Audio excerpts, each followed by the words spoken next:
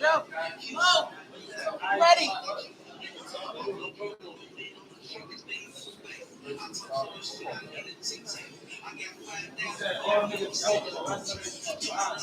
This Mo's right here. Mo, this you, right? Dang. I'm gonna put vinyl on y'all chairs. I'm gonna put Mo.B right here, and I'm gonna put Sunny. Where's my other blunt, baby, that I had on the table? It's behind the counter. All right, cool, dope. All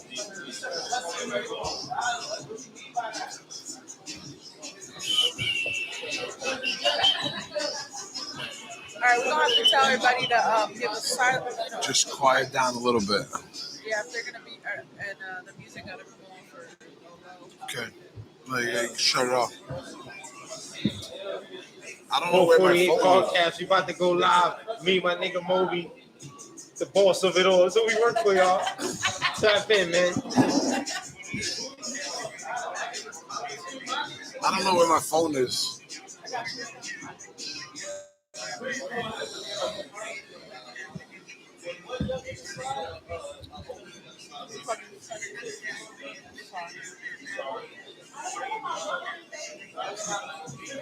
Like Sakashi? One of these. I don't know which one, son. I want to smoke one of these. I might like Katana. Why? Give you like a forbidden fruit type of vibe? Nah, not really, no. I can't say that. Yeah, no, it was. Look, it was good. It was good. It's just not what I You got prefer. an orange. I know what you're saying. Like, You know what I'm saying? orange. This is good, but no, try some.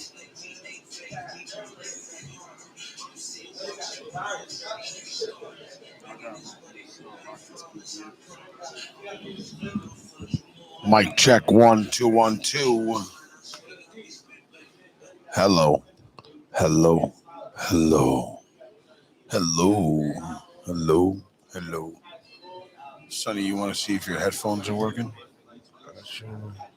What is it?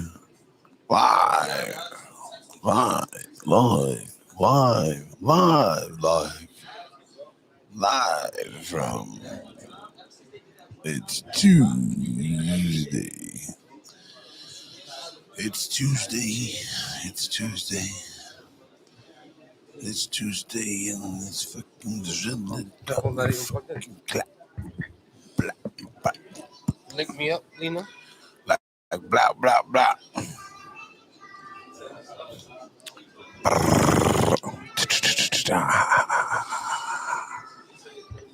Did you put in the title, my sweet baby, my beautiful Dominicana, my little Latin lover?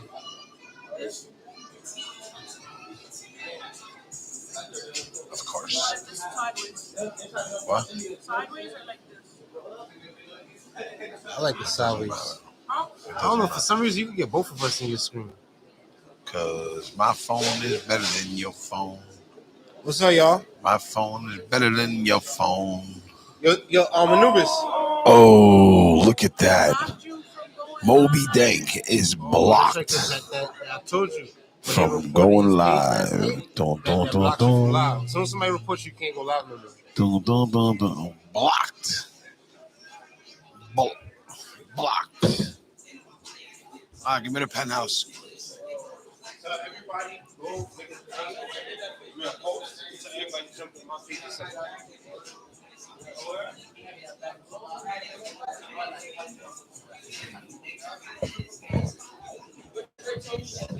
What up, y'all? It's behind the scenes of 448 podcast with me, my man Mo.B. My man Mo.B blocked again from Instagram Live. What a fucking bummer.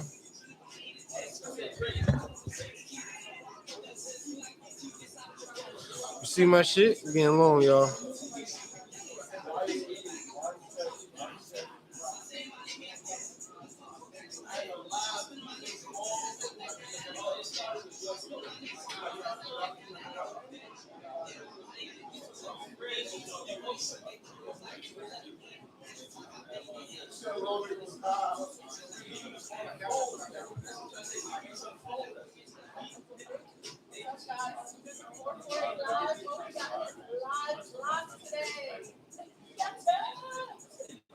The struggles of social media fame.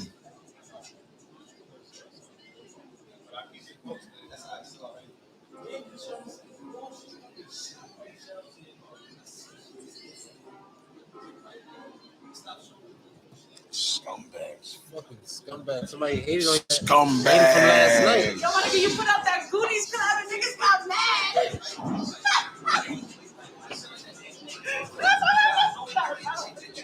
Sure. It's true. He hated, bro. Yeah, there's money. Well, that's why I don't repost people's tags. We have been out. Gotta be careful. What the fuck? What's that? Chocolate That was Dutch? a brand new box. That box was sealed. Yo. Somebody slipped you a Mickey. Promoted or something. Yeah, but where's my two regular then? You robbed me. Is it promotion? I ain't see that in years. Yo, son. Might as well smoke it backward. I'm gonna give those away. I'm gonna act like it's something special. Dutch? No, it's not special. It's like seeing a great Dutch, nigga. It takes me back to like back in the days, niggas. Rex. The niggas was fucking, you know. Yeah. Mexican takes, nigga. Nastiness. Everything. Everybody ain't grow up wide awake smoking soft. You have to, right now, this generation. With this thing, are we going live on this? Yeah. All time. Excellent.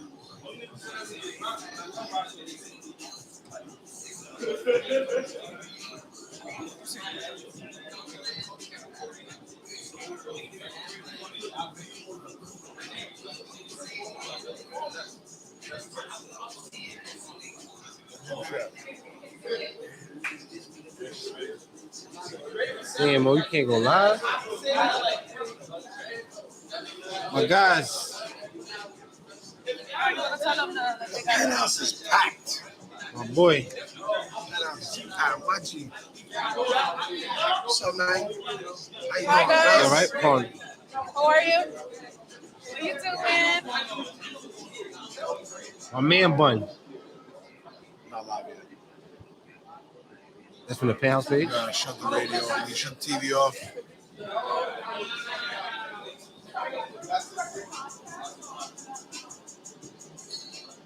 We about to start the podcast, y'all. 448 talk, where we talk about every and everything cannabis and real life shit. Can we shut that fan?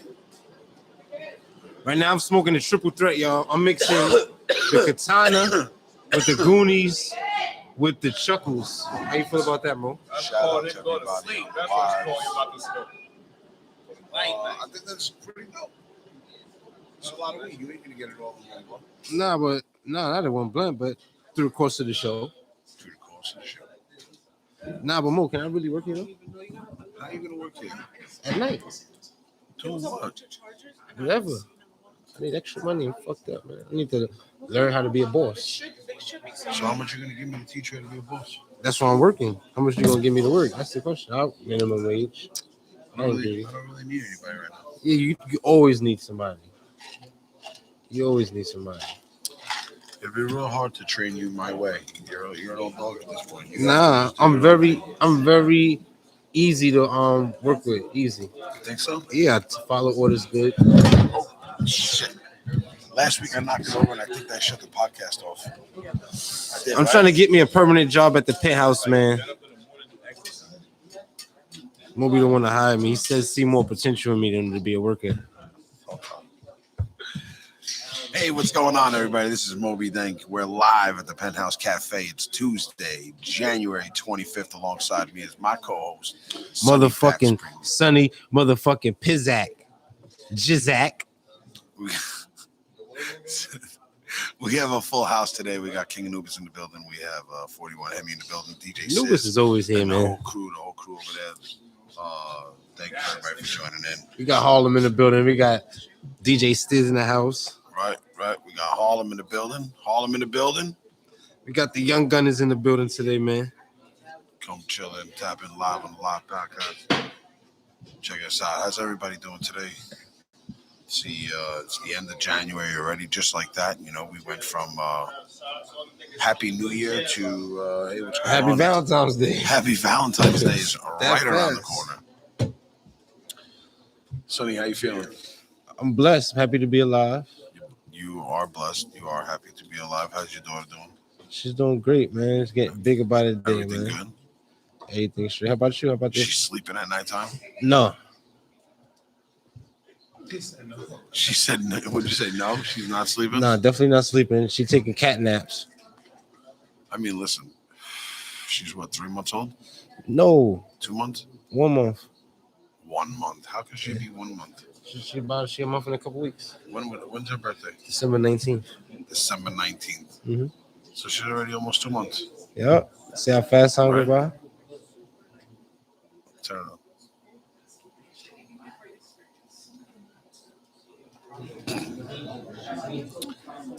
"12 Alarm Fire" did a collab with Goonies, dropping this Friday. Although we did a slow, soft release here. You know I had to. Zilla. You know I had to steal that shit Zilla. out the back door. Right? Zrilla is how it's pronounced. Zrilla. Yo. Just a little bit. We here. We got a packed house tonight. We got the Young Gunners in the building, man. We're good. Sorry, fellas. It's Tuesday. Sonny, what we talking about this week? What we got going on, man? We got a whole bunch of good weed that's going on this week, man. Turtle Pie does a drop. 12 Alarm does a drop. I think 2 super crazy fire-looking buds. The Katana from Turtle Pie. Mm-hmm. And the Zrilla, like we just said, from Goonies and 12 Alarm Fire, their first collab together. Show them for the YouTube. Those niggas who watch the YouTube, man. You got to see this. This flower is a fucking amazing, bro. Show that. Amazing. This is the Zrilla. Amazing. Dropping nugs over there, but it's all right. I ain't gonna front. Since the year started, we 4 for 4. We 4 for 4 right now, Mo. Killing it. Dropping. Zrilla, fire.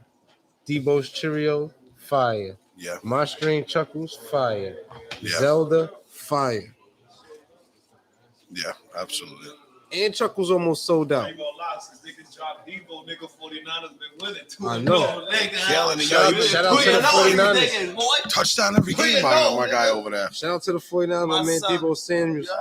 Got that turtle pie in his lungs now. He's invincible. Rocking out here, nigga. The motherfucking building, son. Fucking me. Oh, that's that Katana right there. Turtle Pie. Top shelf. What up, my Some boy? boutique flower. Now this Katana look exactly like dispensary work. This is super high grade boutique flower, man. I'm super impressed by the work. Me too.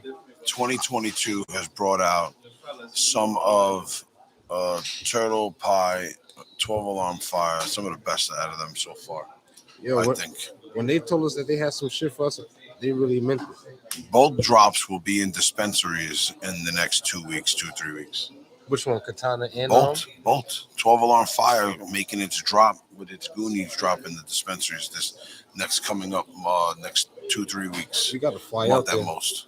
We should go out there. This is the pre-drop. They're letting it out to the public, before they put it away and go wreck with it. I think it's super dope. We need to go out there and go catch that drop. Yeah, facts. Go support the dispensary, man. If you're in California and when this drop, go support it. I mean, if you're in California and you have the ability to shop at some of these places that carried Turtle Pie, because we don't really get all of them. We don't get all of them because of recreational, contracts or whatever they make with these dispensaries. What you think is like the process of getting your strain like inside a dispensary? It's just like It's a lot of relationships, or you just paperwork, gotta. man. It's a lot of paperwork. It's a lot of paperwork, and you have to align yourself with guys that got distro licenses can go into those You realms. got light more? Uh, Who stole my lighter? I got it. we got it back. We got it back. All the way over here. Son. It was already going over my way. It seemed like a process of getting your shit in the. It's a lot of work. It's a lot of work. Thailand, first in Asia to decriminalize marijuana. That's a big fucking movement because people are getting. Some guy recently, less than 6 months ago, was hung for having 2 pounds of marijuana on him. What? Yeah, You see that in Singapore. they let in? I think they decriminalized marijuana in Dubai too. Really? Yeah, Google it. In Dubai, I think they allow niggas to smoke now. They put a nigga like an ounce of weed for like fucking 5 years in jail. Some crazy shit. Oh, wow, son. The new law published Sunday says people caught carrying food, drinks, and other items with cannabis into the country will no longer land in prison if it's their first time. Mm. So they're taking that shit from you. So you're not gonna go to jail. Elroy Jetson in the fucking building. Yo, you can smoke weed in Dubai now. At least if your first time going there. No, that's not true. This is not true. No, it's not true. What is It's true? not true. What is true? That is. You ain't gonna if If- they catch you, they ain't gonna go to jail. Your first time. Slap on the wrist. If you get caught, Mama guy, how are you? How was your vacation? If you get caught selling weed, you're doing 4 years in jail in Dubai. I told you, nigga. I don't want to sell no weed. You get caught with weed. It's your first time. They're taking the weed. How much you got caught with, Mo? How much you got caught with? Who? An eighth, nigga. Oh, I don't know. American faces jail in Dubai, smokes cannabis legally. I mean, listen right here. Let's look. Let's see. I smoke weed. I can't be in another country 4 days with no weed. Right.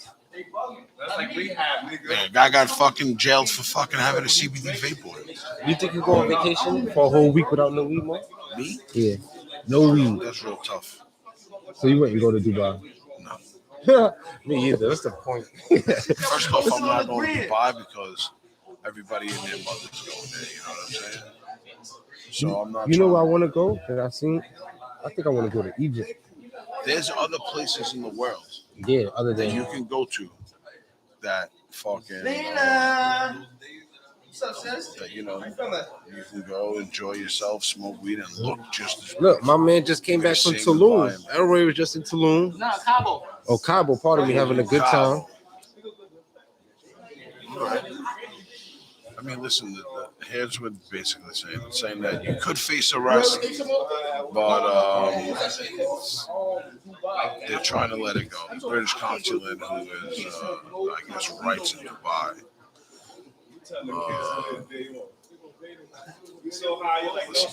Well, we got because people got to be careful and be knowledgeable about the weed laws in places and states that they go. Because people think that weed is legal, but weed is not legal. Because if you get caught with over a certain amount of time, a certain amount of weed, you're gonna get a fine.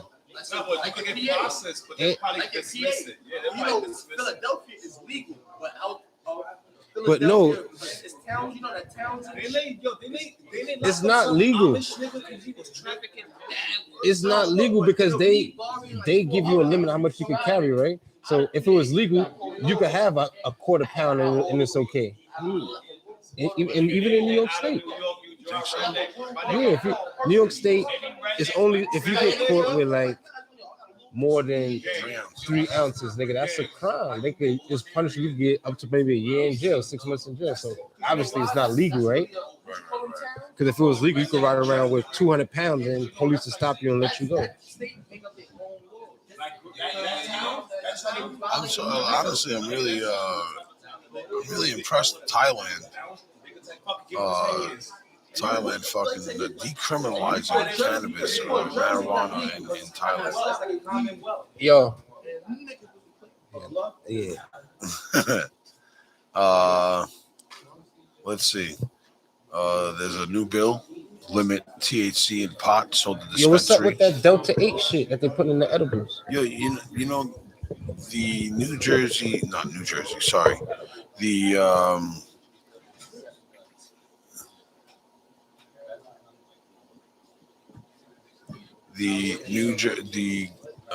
MJ BizCon. It's a mix. MJ BizCon had a lot of Delta 8 uh, booths and people giving out Delta 8 and promoting their Delta 8 brand. What is And Delta then the 8? feds raided the place. What is Delta 8? Delta 8 is basically a compound from cannabis that doesn't show up in your urine or in a drug sample. You know what I'm saying? What? It's like some fucking K2 type shit. Oh, Some shit niggas on parole is fucking with, so they get Delta 8. They putting that in edibles and it's getting you mad high. Yeah. They putting that shit like some CBD shit. I don't know what the fuck it is. no. That's the new shit that's going on in New York. Like it's the same way like people they selling. make a distillate. It's just they refine it down to strip it of certain components and certain cannabinoids or whatever it might be. I'm not fucking with the edibles that we got straight made the right way.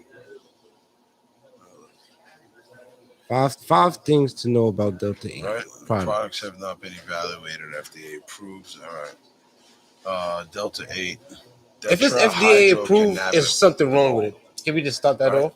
Because the FDA approved bullshit. Delta 8 tetrahydrocannabinol, also known as Delta 8 THC, is a psychoactive substance found in cannabis sativa plant, of which marijuana and hemp are two varieties. Delta 8 THC is one of over 100 cannabinoids produced naturally by the cannabis plant, but is not found in significant amounts of the cannabis plant. As a result, concentrated amounts of Delta 8 THC are typically manufactured from hemp-derived cannabidiol, which is CBD. So it says here it's important for consumers to be aware that Delta 8 products have not been evaluated or approved by the FDA for safe use of any content that may be marketed. Okay, so at first they tell you, yeah, it's cool, it's legal, whatever, and then they tell you, it's not FDA approved. And like I said, at MJ BizCon, I think it was last year, they got raided. People who were giving out or selling Delta 8 were getting arrested. Delta 8 has psychoactive and intoxicating effects. Yeah, somebody told me they got sent to the hospital. Yo, somebody ate mad edibles with the Delta 8 and got sick. It was in the hospital behind that shit. Really? Yeah. It's like a body has like some CBD shit. Obviously, they should be kept out of children. THC, they put it in edibles. Delta 8 products often involve use of potentially harmful chemicals to create the concentrations of Delta 8 claimed in the marketplace. The way how some people probably extracting it like how they do with the concentrate. So the natural amount of Delta 8 in hemp is very low. And additional chemicals are needed to convert other cannabinoids in hemp, like CBD, into Delta 8. Some manufacturers may use potentially unsafe household chemicals to make Delta 8. Through this chemical synthesis process, additional chemicals may be used to change the color of the final product. The final Delta 8 product. So it's nothing but chemicals in this motherfucker. I mean, they're taking it and then they got to turn it into something else. And when you turn it into something else, you need something to keep it all together. And that's what's happening. Shit like cooking coke. It's like a man-made drug. Word. That's exactly what it is. That's exactly what it is. Stay away from them shits, man. You know what K2 was? It started off from potpourri, right? Mm-hmm. And then now it's becoming a spray. I know a nigga who jumped out the window smoking K2. Because people in jail, they use the spray gun, like they spray them. Yeah, that's the jail shit. Niggas love that shit.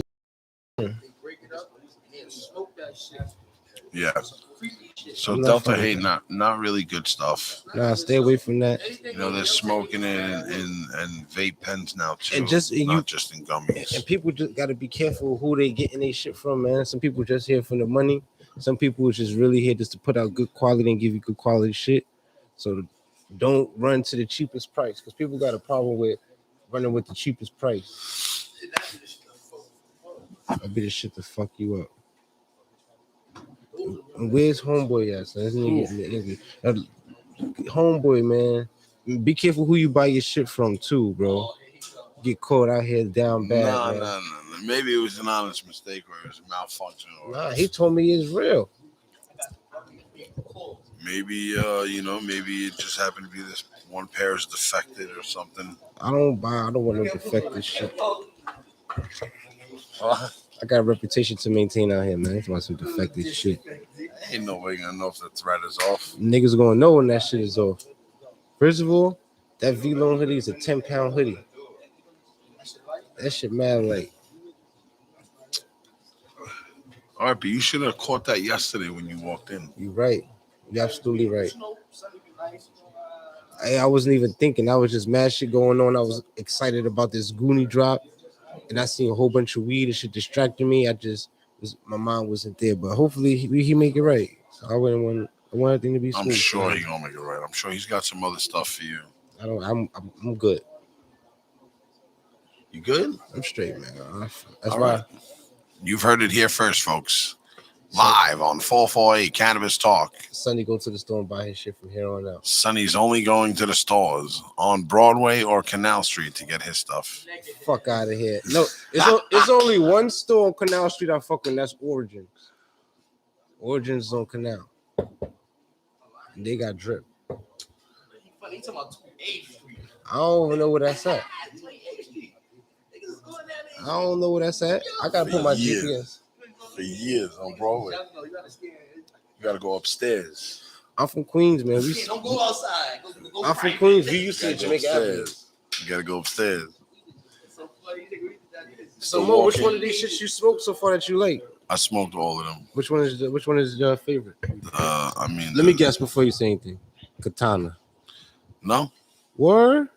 No, I don't say Zrilla. That's not even your speed, bro. You really out. You changed this year, brother. This shit is unsung. Unsung? Yeah, he's still smoking P Glock. Bring back P Glock for my man. Oh, that shit was so good. Bring P Glock back for my man. The P Glock, the Cinnamon Dior. Cinnamon Dior was cool. Oh. Cinnamon Dior was cool. I like the Cinnamon Dior. But this Driller shit right here, Goonies, 12 along. But you get your head blown off because that nigga head is blown off. Blowed off. Yeah, this new Goonies club is real fun. Listen, did you think that they were going to give you something different? Nah, I'm really impressed. I mean, I'm really impressed, but I'm not impressed. I'm impressed, but I'm not impressed. Because impressed. Now the standard has been raised. The bar has been risen. Nothing can come under that. Deliver every single time, my friend. This shit is personal for us. You must deliver every time. Yes or no? Yes, no? This shit personal. Senor. Shout out to On 12 on Fire on the live again. Oh. Tap in, man. My guys. We can talk about these I'm new blocked. streams that y'all drop. For those of you that are joining us on the Penthouse page and wondering why Mo.B Dank does not have his page on. Tell them the truth. Tell them. I've been blocked. Somebody reported my page. Why did they report your page? I got deleted for posting the Goonies. Yeah, they hating on my man. Someone hating on us. Let my man be great. My man posted the Goonies last night. They deleted my. They flagged him. Yeah, he posted a new stream. Somebody flagged it. And then, when you get flagged, it blocks your live. So now I'm blocked from doing lives. Yeah, so that post came from a Stone Nerds lookbook, right? Stone Lookbook. Mm-hmm. The Stone Lookbook page, check them out on IG, right? It's basically the menu. People be hating. So I'm blocked on my page, so we're here. Blocked on Mo.B's live, man, but Every time you post a buzz, you gotta say Nah, that's not It true doesn't because I matter, don't bro. put It that shit doesn't on my matter what you page. say. Once if a nigga report it, it's just gonna be reported. Niggas just be hating. Yeah, yeah, It depends on the account that person has too. yeah. Because they gonna see that you advertise a drug sale. Like if you post it, you can't put deliveries, you can't put a price, you can't put nothing that's gonna make it seem like you're trying to sell it. Yeah. Solver, you put deliveries on. Deliveries.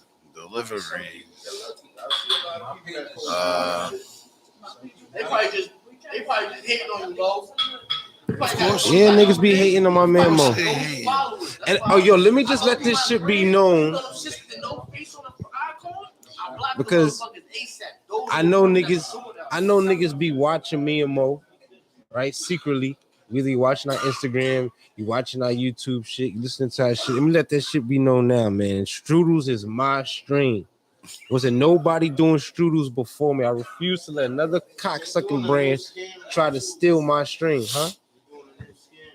What? Oh nah. I'll be deleting them niggas. I'm talking about niggas. I'm talking about these. It's another weed company supposedly trying to steal my weed strain, Strudels. And I'm letting you know this now. If I catch that shit, New York. if I catch you Weed niggas strain. trying to steal my shit, bro, you're gonna have a real big problem out here. Let's keep it original and everybody's be original. The guy running Straight up. the guy running for Senate in Louisiana. Oh, you see that commercial? Right? The guy running for Senate in Louisiana, Gary Chambers, right? Lights a blunt. This This guy lights a blunt during his campaign for the 2022 elections. Black goes man. viral. Fire. Viral. Nah, that's his Nah. commercial. He like, man, listen, I love that shit. Nigga smoking the blunt in the campaign. Oh, my white friend's gonna love that shit. We love that shit. Kidding me, bro? We see no color, bro. Fuck that shit. Anybody still looking at that as a bozo? Yeah, that's a real video. That's I some see real that shit. That's some real shit. That nigga smoking. He lit a king size fat and said king size blunt to demonstrate his dedication to weed reform. Somebody rolled a good blunt. He coming from the hood. Yeah, He's from the hood. Hold on, you didn't see the whole video. From the hood. You didn't see the whole video. Homie looked like a Scroll nigga, down, see if they got the like video on there. somebody uncle from the living room. Most of the people arrested aren't dealers, but rather people of small amounts of pot, just like me. You know what he did? He just Every 37 seconds, someone is arrested for possession of marijuana. Since 2010, state and local police have arrested an estimated 7.3 million Americans for violating marijuana laws. Over half of all drug arrests. Louisiana need that because Nigga, white they ass too. Nigga, white ass. Louisiana is harsh on weed, bro. $3.7 billion. My nigga, Louisiana harsh on everything, man. Every year. Most Right. of the people No, but they really lock your ass up for a dime. Going to jail. And let you slide with a fucking AK-47. And I approve this message. and he gonna get it. Boom. Nah, Louisiana. I don't think he gonna get it. Listen, you know what? They ain't You letting no really weed you never smoking know. nigga. It takes something like that. Understand? He in a slavery country, son. They not letting his ass What you motherfucking. understand? It's the people. It's the people. You know he gonna win the 10,000 possessions in 2021 in New Orleans were of 14 grams or less, What? with a fine of to $100 and no jail time. On January 1st of this year, smokable medical cannabis was legalized statewide under some conditions. They smoking weed. And they doing this shit, and they doing this shit secretly. You know how much they want to. Yeah, that's some wild shit, man. You know what? I wish some more politicians had the fucking balls to fucking do shit like that. You know how many of these fucking guys are smoking fucking pot It's too and they're much. hiding it because some of their fellow politicians are not trying to fucking show that they smoke. You know what I'm saying? Think about how many politicians out there that are not showing the world that they smoke weed every day. I'm smoking it as soon as the fucking cameras go off. That's some wild shit. Fuck it. What are you gonna do? So what else, Sonny? Shit, man. How you been? Talk to me. What else is going on? I went to court for my child support shit. How'd that go? Yo, How'd that go? that shit. It went decent. for the first time, the judge wasn't a bitch. right?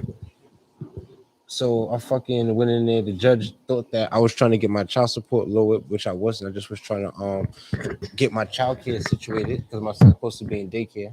Okay. So And he's not in daycare. well, she got to bring in receipts, so I got to go back to court in March. She got to bring in proof of child care, Okay. and then I overpaid $3,500 in child support. They about to send me a check. That they told you to pay. Yeah, They forced you to pay that.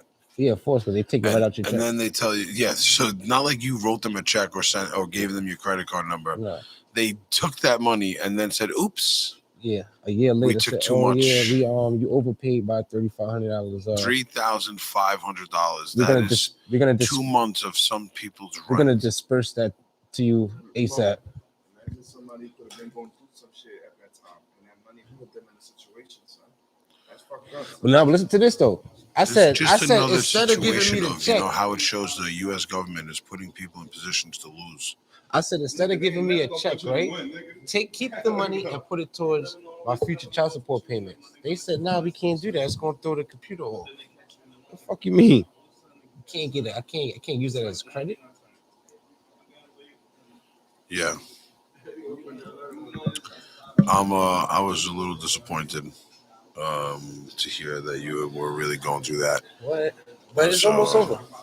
We're really happy to hear that. I got my next court date is in my next court date for my whatchamacallit visitation is in July, so Okay. hopefully that go good. And I'll be straight. Trying to make sure these kids grow together. I mean, that's important. Mm-hmm. What's up? We ain't got no events coming up at the penthouse? We do have some kind of event. If we can get High Times Moments, you can tell us about it. I think Yolina Pacina. What's up? We don't got no events coming up at the penthouse? Follow stonednerds.com. Go www.stonednerds.com. Oh, we got a pop-up shop, right? When? The 12th of February?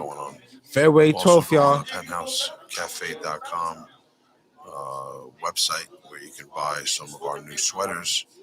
Not sweaters, long sleeve t-shirts. Yo, I love that shirt. The San Malverde, Jesus Malverde shirt. You're not for nothing. Top shelf. I wear that top shirt shit more than my own shit. The top shelf? Yeah, I like that shit. I like that shit. Yeah. That shit right there.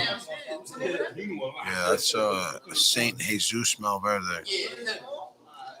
Yeah, it's a Mexican saint from Sinaloa back in the day. Here we go. We can present the shirt. I love that shirt. I wear that shit all day. This is the Stone Nerds in the front. Stone Nerds. You can purchase that. That's on the website? StoneNerds.com. Oh, go everybody check out the penthousecafe.com. You can purchase your shirts. You can sign up for your membership. We still taking members? Are we taking members again? Are we still there's the books members, still but there's a process. You can apply to become a member. You're not guaranteed immediate access. You're not guaranteed even an immediate response. They're still going through a process on how they are going to start accepting new clients. Is there any right now, the only way you can become a client is by somebody who is already a member, fully a member, vouched for, and brings you in. That's the only way you can become a member right now. So you got to know somebody that knows somebody to come party with us. But shirts available. How much of them? $40 cash. And I jazzed that out. I threw that on with some off-whites. My man got one on. I just noticed that. That's dope. Hard body. I jazzed that shirt up. See it on the camera. Right here. Step back there. We go on the shirt. It's a lifestyle, man. Back. You got it on over there. It's a fucking lifestyle, man. We are promoting a lifestyle out here. Now, for those of you that don't know, Saint Jesus Malverde is a Mexican Sinaloa saint, but he's a saint of narcos. I'm not saying that I'm a narco. I'm just saying that I think that's pretty fucking cool. It's the narco god, man. And I really appreciate the story behind him. It's crazy how in religions, right? Every religion got different things that they look up to. Like some Mexicans, they got these statues of these gods, and Indians got Buddhas and all types of. You know what I'm trying to say? Yeah, not only Mexican. I mean, a lot of different religions A lot What of are different you? nationalities and cultures. You Catholic? I'm a Catholic. Yeah. Catholic? My girl's Catholic. I didn't even know most Haitians is Catholic. Most Yeah, my Haitians girl Catholic. is Haitian. She's Catholic. Pentecostal.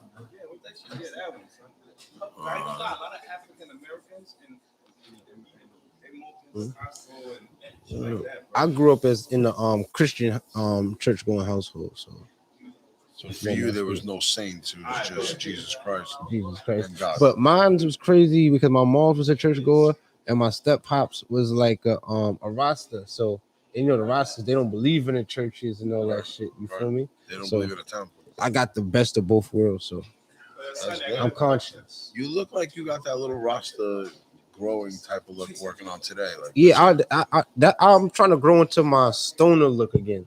I like it. No, Yeah.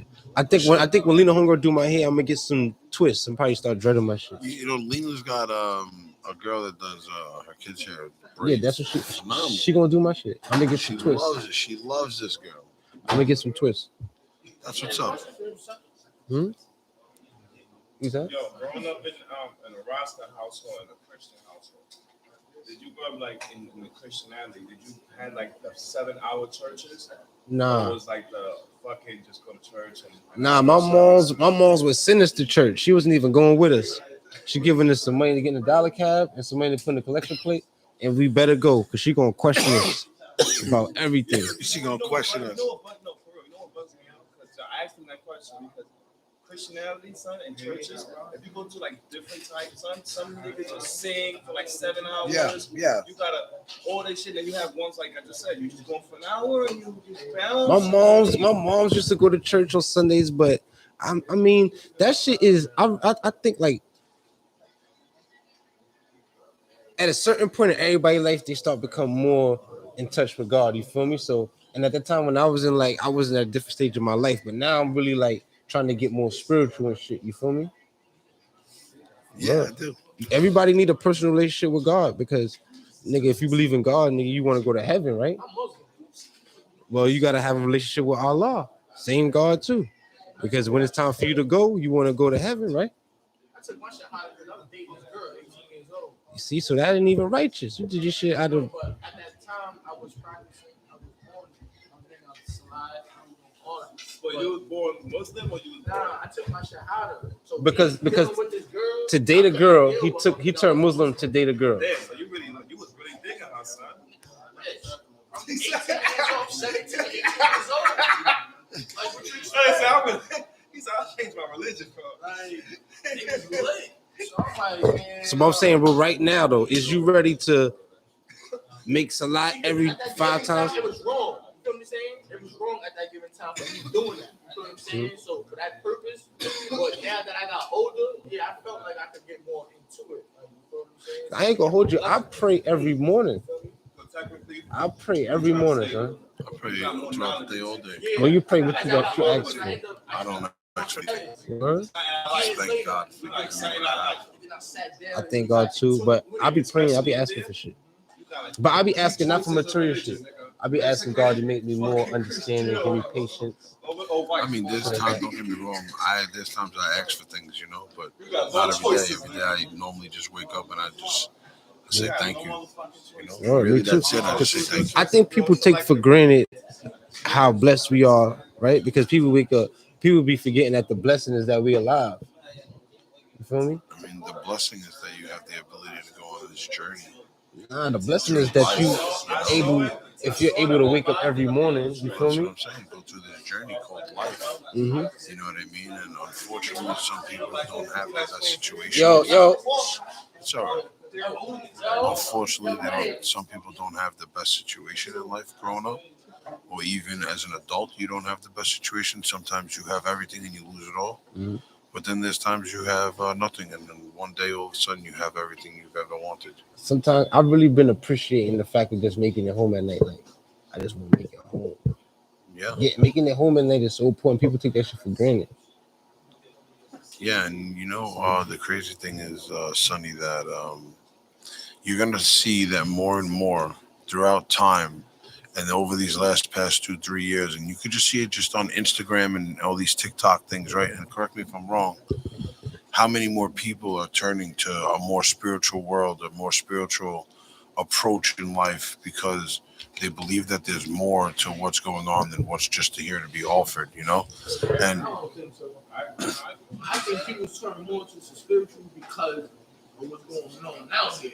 Because at the end of the day, if it wasn't going how it was going right at one time, shit is going left. So people want to get out of it. Nobody had time to really spending money and having fun.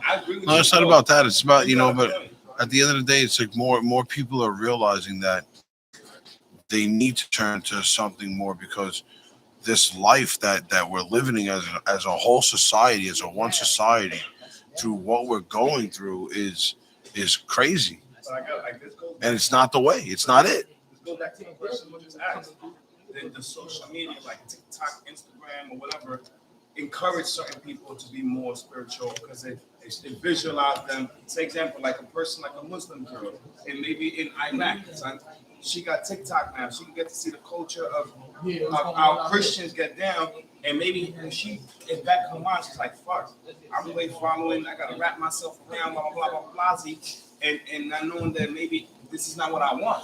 You know what I'm saying? So right by seeing people visualizing something else. Yeah, definitely people see things, but I'm just saying you do see it, right? You see the impact that more people going through spiritual journeys and spiritual paths is being shown through TikTok and Instagram. Like you see more and more of it in your reels, right, and in people's lives as you focus through and you go through. How many of these, how many of these TikTok videos that are going viral are the DMX, prayer. Thank you, Lord, for walking me through not only the good times, not only through the bad times, but through the good, that's still going viral. Yeah, but I'm just,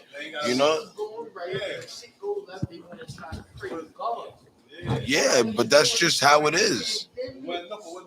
And so let me ask you a question. Do you think that this happened in life so that the world could just reset itself a little bit? I think Because obviously this is like an experiment that went wrong by humankind. I think that we not there yet, but we almost there. You know what I'm saying? We almost there, like we almost at the point where the universe got to reset itself because there's so much fuck shit going on. You feel me? Like all throughout the world is mad evil shit going on. Kids is out of control. Brothers is killing brothers. Mothers is killing sons. Sons is killing fathers. Like everything is corrupt. You feel what I'm trying to say? So everything got to burn. We got to burn this shit down so we can rebuild. But we're not there. But look at the mayhem that's going on right now in certain cities across the U.S. where these robberies are happening in broad daylight. In restaurants, they're walking up to people, pulling out their gun right at the table in the middle of the restaurant. Give me your jewelry. But who do you think is to blame? Do you think that? I think it's the people that wanted to defund the police. No, but I'm saying to blame. Do you know? But I'm saying, do you think that is like got a lot to do with the images that's being portrayed on TV? Because a lot of niggas just want to have shit.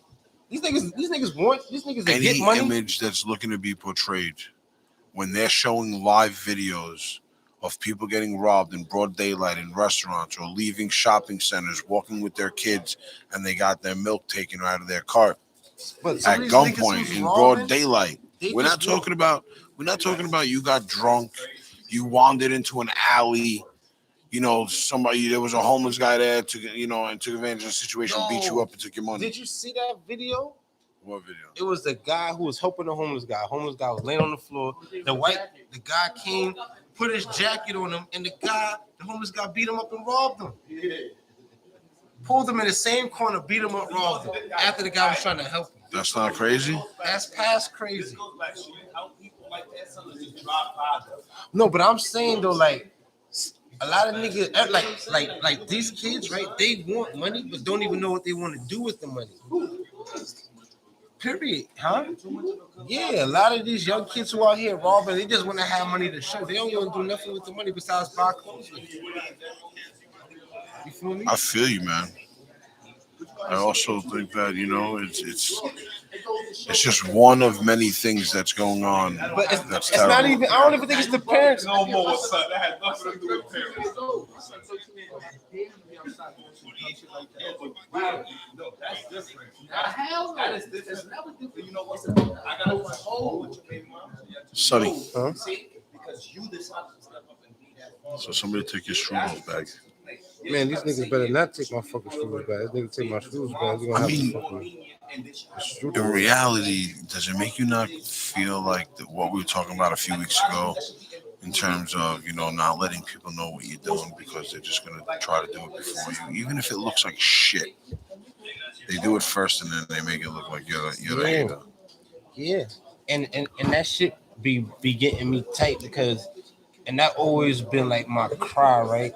And that's where Instagram is powerful, but some people just undermine it because they're not doing nothing with Instagram. You feel me? But for us, who we really use our Instagram as business, right? And so when these big companies steal our shit, right?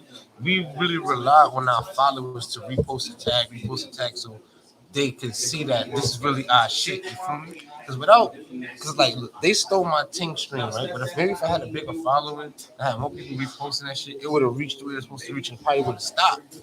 Yeah. You feel what I'm trying to say? I mean, maybe if you had something already with it, like a product already with it, like, you know what I'm saying? And they just took it. I can see you then, you know what I'm saying? What you mean? Being like, my guy, 4-1 Hemi in the building. I'd be safe. Shout out to my boy 4-1 Hemi, Harlem in the fucking building. My young boys. Sugar Hill. Yo, tell E-Dot and niggas that's black, I said what up, man. So my guy, shout out to E-Dot, baby. My man Black from Nassau jokes up. Yep. These guys came through, come in the building. So weed, Thailand. I don't want nobody stealing my shit, man. That shit is whack, man. Have somebody steal your shit. Listen, it is what it is. Move on. Who, me? Yeah. No, I can't move on. It is what they stole your shit. It is what it is. Move on. Can't move on just like that, bro. What are you It's gonna not hard. That should take a lot of brain power to think of some shit. You feel me? That should take nights and nights and hours and months trying to think of a string name to, you know what I'm saying, for another nigga to come take my shit or do what I'm doing. Then I'm getting robbed for my shit because they got more followers than me. So when now when a nigga see his shit, they gonna think that I'm stealing shit from him, but he really stealing my shit. What the hell's fucking no? I ain't letting that shit slide. Them niggas killed your cousin. You was gonna let them. You got a packed house tonight in the penthouse. I could have stole mad nigga shit if I wanted to be on that shit. Oh. You feel me? I could have stole mad nigga shit. But I ain't into that. I'm into being original. I'm into having my own identity. It's got a hatch in it. Like jacket monkeys. It's crazy, man. See, have anybody ever stole an idea from you with the weed industry? Yeah. Which one? I stole my ideas, copied my ideas. Don't matter. It do matter.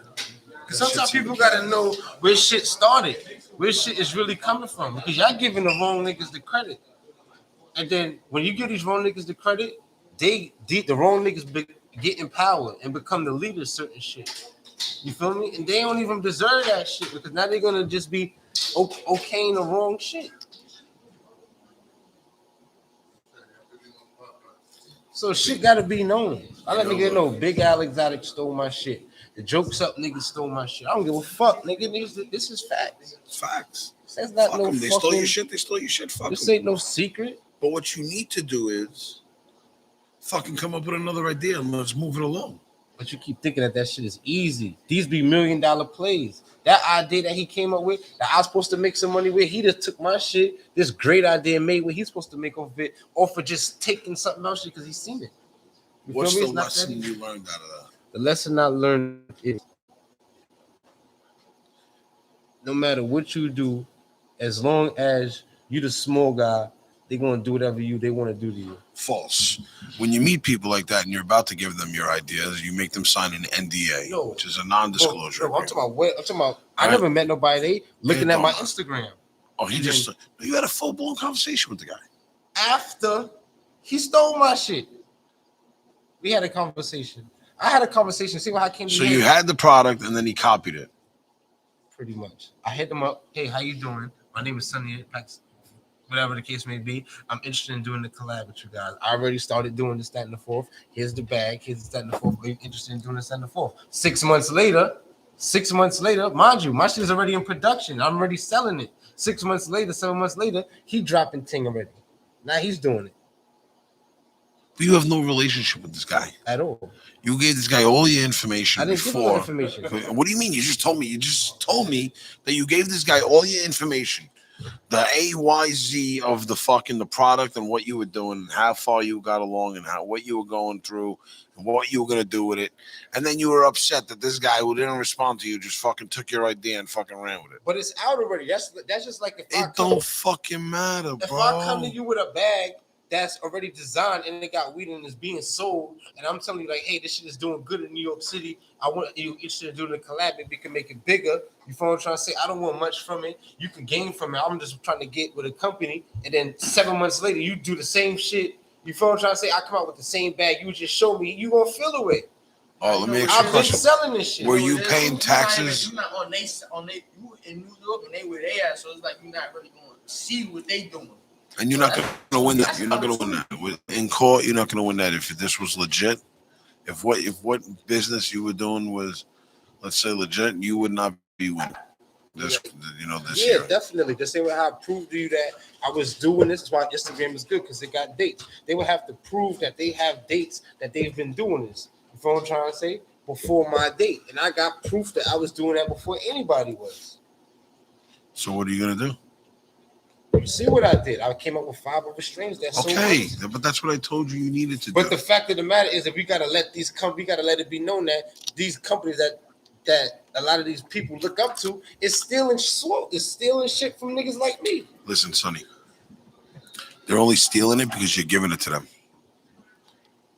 It's just what I want to tell you. So how do you get it? Tagging them or some shit? No, he fucking hit him in the DM. He said, "Hey, look, this is a project I'm working on. I want to collab with you. This is what I'm doing. This is the fucking name of the brand. This is the name of the fucking bag. This is the fucking weed I'm putting in there. What do you think? Can we work on this together?"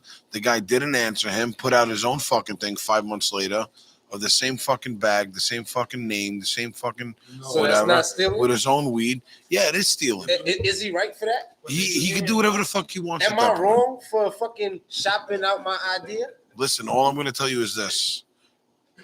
I'm not These wrong. emotions that you're holding on to are a big sign of weakness in business. I'm not holding no emotions. But I still have the right to speak on it and let people know what the fuck going on. No, you feeling a certain type of way about it. No, I still do feel a type of way about it. So you holding on to emotions? Because man, that's like if somebody come and steal the whole idea of what you're doing here. Sonny's gonna have to start giving me money for these therapy classes we got going on here.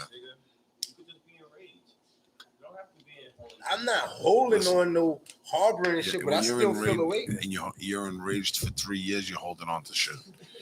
Man, it should take a lot of brain power.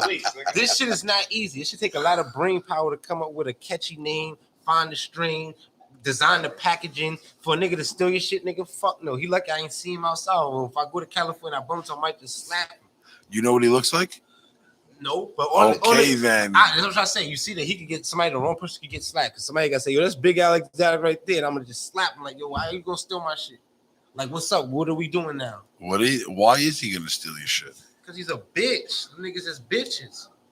I'm instigating this, or what am I doing here? It's not instigating. It's the truth. All right, look. Here's what we're talking about on 448 Cannabis Talk with Mo.B and Sunni Paks. Today we got a packed house. A lot of guys in the building. Shout out to King Anubis, DJ Sizz, the fam always in the building. Elroy Jetson, 41 Hemi, the Fritz fam. High Time's mama in the back over there. She got it all set up. She's busy. She's running around. She's making things happen. We're talking about brands that are larger than smaller brands taking those ideas of the smaller brands and making them their own. Is it fucked up? Yes. Does it happen all the time? Yes. Should they Or compensate? can you be mad? Yes. Should you be mad for 3 years about it? No. Yeah, you should. No. Especially when that product is still being sold. Yeah, you should. You got all right to be mad. No. Somebody can't tell you. You should no longer be mad, but you should be inspired. Inspired by the fact that your idea was the right idea. Yeah, that's how I know I'm the young Billy Goat out here. All right, so then just keep putting it out. That's how I know I'm the young Billy Goat. These niggas. That's how the game goes, says Premium Boutique. That's how it goes. That's not how the game's supposed to go. That's not cool. And we gotta stop supporting people that do shit like that. That's not cool, my nigga. All right, but the truth is, I don't really see Big Al's being supported out here. That guy was selling fucking depths as fucking Premium Flower Boutique. Me and my little raping you people, raping you. I got 6,000 followers. With me and my little 200 people, we was on his ass. See, nigga. keep creating and going up on him. He's right, man. No homo. Ass. Pause. Me and my little supporters was on his ass, and to the point where they blocked all of us off his page. Pussy. Yeah, a rally team, nigga. Listen, everybody in New York know Ting is mine. That's why he can't even. Niggas don't even want to post that shit like that. Niggas know that's my shit. Who's not posting it like that? Nigga, whoever's selling that shit. I think fucking Buddy Bodega selling that shit. Probably the only nigga out here selling it. No disrespect to them. No disrespect to them. They the only niggas selling it, but niggas know that's my shit right there. Nigga, like niggas know, yo, Ting, yeah, that's Sunny shit. Yeah. These niggas stole my man shit. It's kind of like how they created 5 fake 12-alarm fire pages on Instagram. Yeah, they're trying to get money. That's like me telling you, don't be mad that these niggas is bootlegging our page and ripping customers off. These guys, I'm not mad. I'm not mad about that. In fact, like I said, it inspires me and lets me know that people are trying to use our platform because we're hot to create their own platform or steal our platform, you know?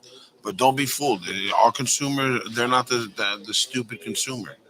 We serve a high-quality product. Yeah, my man and was so around. People who spend money on high-quality product are not stupid people. They're very intelligent people. And you know why I say take a lot of brain power? Because right now we in a day and age where niggas is naming weed after everything. You can't even think of something that's not a weed name. They got a Poland Spring strain. They got the same bottle as a weed name. You feel me? So to come up with some creative shit that hasn't been done, that should take a lot of brain power, my nigga. And to be consistent with it. Yeah. You shitting me? I have plans for that. So what's next? Matter of fact, hold on. Listen to this punk ass. Listen, and this is how you know that they stole my shit. Listen to the conversation that he had with me. Listen, you can read it out. All rights held by Cannabis 448 Cannabis Talk. I'm sure all Mo, rights I don't held think by Cannabis. Mo, you ever seen this shit? What about this concept? You know, gotta let go of stuff, but how at the same time, how you gonna let people know, like, yo, I'm gonna get rid of that? How are we gonna let people know? Right here on 448 Cannabis Talk with Mo.B and Sunni Paks. I'm gonna make a sound bite like that. But you're right. Listen, the truth is you're right, bro. You know you're right. But there's a way of going about and telling people that, you know, like, yo, I don't care what happens. Everybody knows that. There's also a way of going about it and letting everybody know that you still really hurt by it in a sense where it's affecting your daily life and how you conduct yourself in business. Now, one thing you pointed out earlier, you told them, why don't you just create something else? Right. If you really do have that talent, if you really made that thing boom, you can make something else. That's exactly right. And he did. He did it 5 times. So there you go. So not only did he do it, not only did, he create it with Ting. And he's looking for that chat. He's looking vigorously through his phone to find that chat with the homie. That guy blocked you, bro. So he's like, I got screenshots. You damn sure right. You damn sure right. All those 5 other drops that you did after that, make them harder. Well, that's, the whole thing. He just wants to make sure. And he had like something that was like special. Well, that's why you take a chance and you align yourself with like a company who's like on the rise, like 12 Alarm Fire, and then you take your ideas to another level.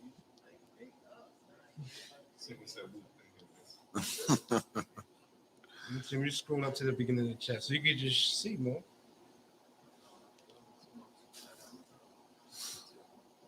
Listen to this bullshit ass story you're gonna tell me. This is with who's this with? This is with the company. This is with what company? Big Al's. This is with the representative from Big Al's company, right? Big Al's Exotics out in California. I believe they're from San Francisco as well, right? They're from the Bay Area or somewhere around there.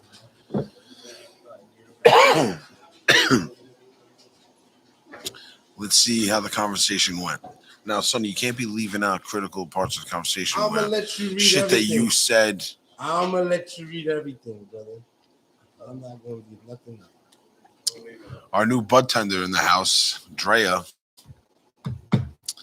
She's here. Say hello, fellas.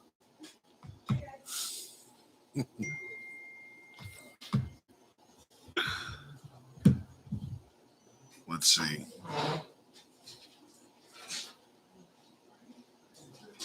All right, so now fuck it. Let's read from the beginning. I got mad conversation. All right. So while Sonny looks at that, we'll talk a little bit about what we got going on. We dropped off right, mad so clothes. So here we go. There it is. Like here, read them all. Doesn't matter. It doesn't matter what. I'm blue. He's white. That's first. This first page. Look what he said. All right. That's what he said. Listen what he told me. He said, "Ting is a bomb ass drink from Jamaica. I happen to have a house in Jamaica. This was homeboy telling me, the representative, and I've the been white going boy. G since I was 4 years old. He's telling me he been going to Jamaica. So when I smell a strain that reminds me of a drink, he said something I've been doing, Sonny, something I've been doing. It's called a collective subconscious. That's fine. When a bunch of people are trying to make a brand right now, I get it. Your brand is Sunni Paks, which is dope as fuck. Ting is just a name. For instance, we have a strain called Northern Fiore. Are you familiar? He said, Ting is my personal strain from my company. Sunni Paks. First of all, a nigga trying to tell me, yeah, I've been living in Jamaica since I was 4 years old. Ting is a Jamaican drink. The white boy they even sell it here in a can. It comes in a green can. I understand that. A glass bottle, right? It's like this, almost like this. Exactly. Listen, he trying to tell me that he got a crib in Jamaica. He been going back for the Jamaica since he was 4 years old drinking Ting. Okay. But what if it's a possibility though? But that is a possibility. Not him. What I'm saying, when you go out, there's a lot of white people. Not him. That's one. Not him. What do you mean not him? He said he's been going out there since he's 4 years old. Study that. I want you to Here's part two. Here's part two. Yeah, read it. So he said, guess I should be mad when I came up with Buddha's hand. He trying to tell me he came up with Buddha hand runs. But he created Buddha hand runs dropped it even though they didn't steal it. It's right there. Read the conversation. He says, Sonny says, I'm over it. What goes around comes around. He said, that's like getting upset at Lucky Charms for putting Lucky Charms in a bag. He said, I'm upset because y'all took my idea, my work. You understand that. If you really knew about cannabis and the brand of Cali Cannabis, you'd already know. Ting been in the game for a couple of years. Pause. Have anybody ever heard of the Ting strain before? No. Exactly my point. But he telling me been out. Ting been out. Oh, you mean the branded bags that we came out with 5 years ago, way before you had a trap? So Sonny, in 2020, he's saying in 2016, you still getting your feet wet in this business, and you still very wet behind your ears. Sonny, listen, why don't this is part 3. Let me just ask you a question, Sonny. Why don't you just quit? I'm exposing these niggas. I'm exposing the truth. See what's going on. Shit getting good. This becoming like a soap opera. Bro, this shit all right. Good. Hold on. Nah. This is what I'm talking with. I think Big Al or one of them. I'm scrolling. There's a screen recorded it. You want me to read this as it scrolls? It's going to go start from This is the a beginning. lot, bro. This is a It's lot. going to start from right there. He said, sorry, bro, my homie stopped. Let me pick up the conversation later. Okay. I guess the damage is done. Sonny says, I guess the damage is done. Now I find myself negotiating for something back when it's supposed to be you. Guess negotiating for my idea. All right. So listen, Sonny's obviously upset. Fuck you, Mo. Trying to understand what you're talking about. If Ting is as strange than people going out here thinking the bag's the same as Runs and Skittles, your brand. He's right though. So you're upset because he's a bigger brand and he got more pop. You know, he got more pop on it. I get it. You know what I mean? But at the end of the day, look how many people are coming up with runts. Runs this, runs that, runs this, runs that. You know what I'm saying? Nobody really owns that. That's just a a name that's being used for a strain. Nah. This is the other conversation with they came out. JP Genetics stole my shit. What's this nigga name? It was Who? The Real Weed Heads. You ever had somebody steal your idea? A weed company? What was the idea? Huh? What was the idea? You don't mind sharing it? The idea was this project I was working on. Like nigga knew this project, and nigga had a similar color concept, like almost not the same design, but color scheme. Prior to it being purple. Yeah. So for you to do purple, my nigga, that color purple, you already know it's like I put one color that's hard for you to kind of choose. Yeah, look, this is JP. So you trying to do This is JP. This is JP conversation with me after they stole my slogan. If it ain't from Sunny, you're a dummy, right? That's my slogan. Remember when white gummies came out? They put if you ain't smoking gummy, you're a dummy. Now listen to this conversation. Go ahead, read them all. He said, "Is you serious? You think I really took the time to bite your slogan? Oh, my mama, I never heard of you in my life. Let alone you capping on my page for my partner's slogan." Pause. He never heard of me, right? Look, he never heard of me, right? But look at our conversations before that. He never heard of me. But I've been talking to him personally on the phone. Right? Send direct number. I sent my number. That was back in 2018. All right, cool. That's how long these niggas been stealing my shit. That's long. So in 2018, 4 years. 4 years goes by. Sonny wants to spend the rest of his life dwelling on this. I'm not dwelling on it. I'm just exposing shit to the light. Nigga, I'm not dwelling. I'm moving on. You is upset. Like, yeah, finish reading the cock and bull story he was telling me. Guys, that's how you know niggas be stealing shit, because they have a whole fucking story to tell you on how they didn't steal your shit. Yeah, listen, you gotta read it. He said, all I do is collabs with the biggest names in the industry and provide quality packaging. So before you think anybody took the time to bite who ain't got shit to do with our section, do your research. Lucky Charm cost a leg and an arm. The nigga was even smoking that shit back then. If it ain't Shark, you in the dark. You ever heard of that? If it ain't Frosties, you lost me. Nobody heard of these. Cake batter, the only thing that matters. You ever heard of those slogans? Martian candy, have you dandy. You ever heard of those slogans? If you ain't Zowers, it ain't power. You ever heard of that? No, I didn't hear that. The only thing I heard is it's Shark in the Dark. That's it. That's Chocolate. That's If it ain't white gummy, you's a dummy. If it ain't white gummy, you a dummy. That's my shit. They from Sunny Dummy. They remixed my whole slogan 5 times. They gonna tell me they ain't never heard of me. Sonny then sent him a video.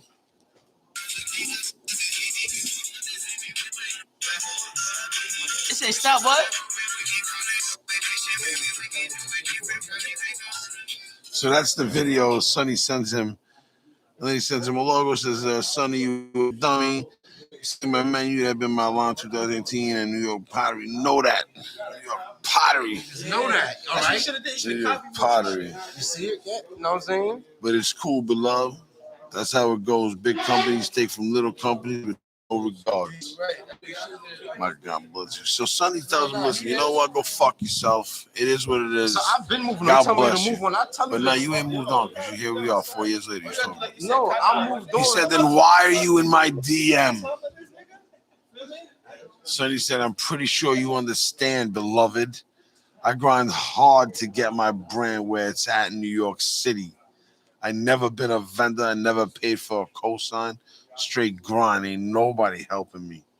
I create design, everything myself. It's like a setback, and it seems like nobody helps independent small round business. So it seems like you're upset, and you're. Here you go, Sonny. Yeah, told him straight up, nigga. Fuck is wrong with you, nigga? Taking Listen, shit from niggas. The And thing is this. I've been Look, defending any other small brand. I want to tell you Niggas this. is taking shit. Don't take nothing from nobody. That guy. I mean, if I wanted to get violent with them, it's not hard to because they make themselves easable. But it's not that. It's the fact that y'all niggas gotta pay homage at the end of the day. At least if you're gonna steal my shit, come work with me. Come work with me at least, nigga. Like, the fuck? But why? Why you gotta come? Why you gotta work with you? What do you mean? What you mean why? Because you like what the fuck I'm doing. So instead of you taking my shit, you don't know what I got going on. You don't know who I'm trying to feed with this shit. You come work with me instead of trying to take my shit and taking food off my table now. That's all you're doing. I've never taken anybody's idea. I really don't. That's good. I think that shit's lame. It is. That's real lame when you're taking people's shit. You building something, putting your money into something. I agree, it's real lame, but you know, Come on, man. sometimes you can't do nothing. Sometimes you can. Sometimes you could do a whole lot. And there's only these small brands. There's only these big brands that take from the small brands. I don't know. So you never know. But how worth is it? Whatever you're trying to do. You know what I'm saying? Is you really going all out? Worth fighting for that name of that brand? Or it's not even a brand. It's the name of a strain. You know, it's okay. It's a creation. It's a creation or you see, but with thought, Jokes Up though, it product was Jokes Up. I was good. Company. I was good because I trademarked that slogan when I started my company. From Sunny, I own that. So when I had the legal zone sent them a deceased letter so how I got them to stop promoting that shit, they slogan had to be 5. They have to be 5 words that's different from mine. Right. So you see how I got everything from Sunny or Dummy? They put if you ain't smoking gummy or dummy, they only have one different word, which was dummy. You feel me? Instead of Sunny. So they had to have 5 different words in that slogan for it to not be copyright infringement. And they stopped sitting after a while. The fuck? That's what LegalZoom do for you.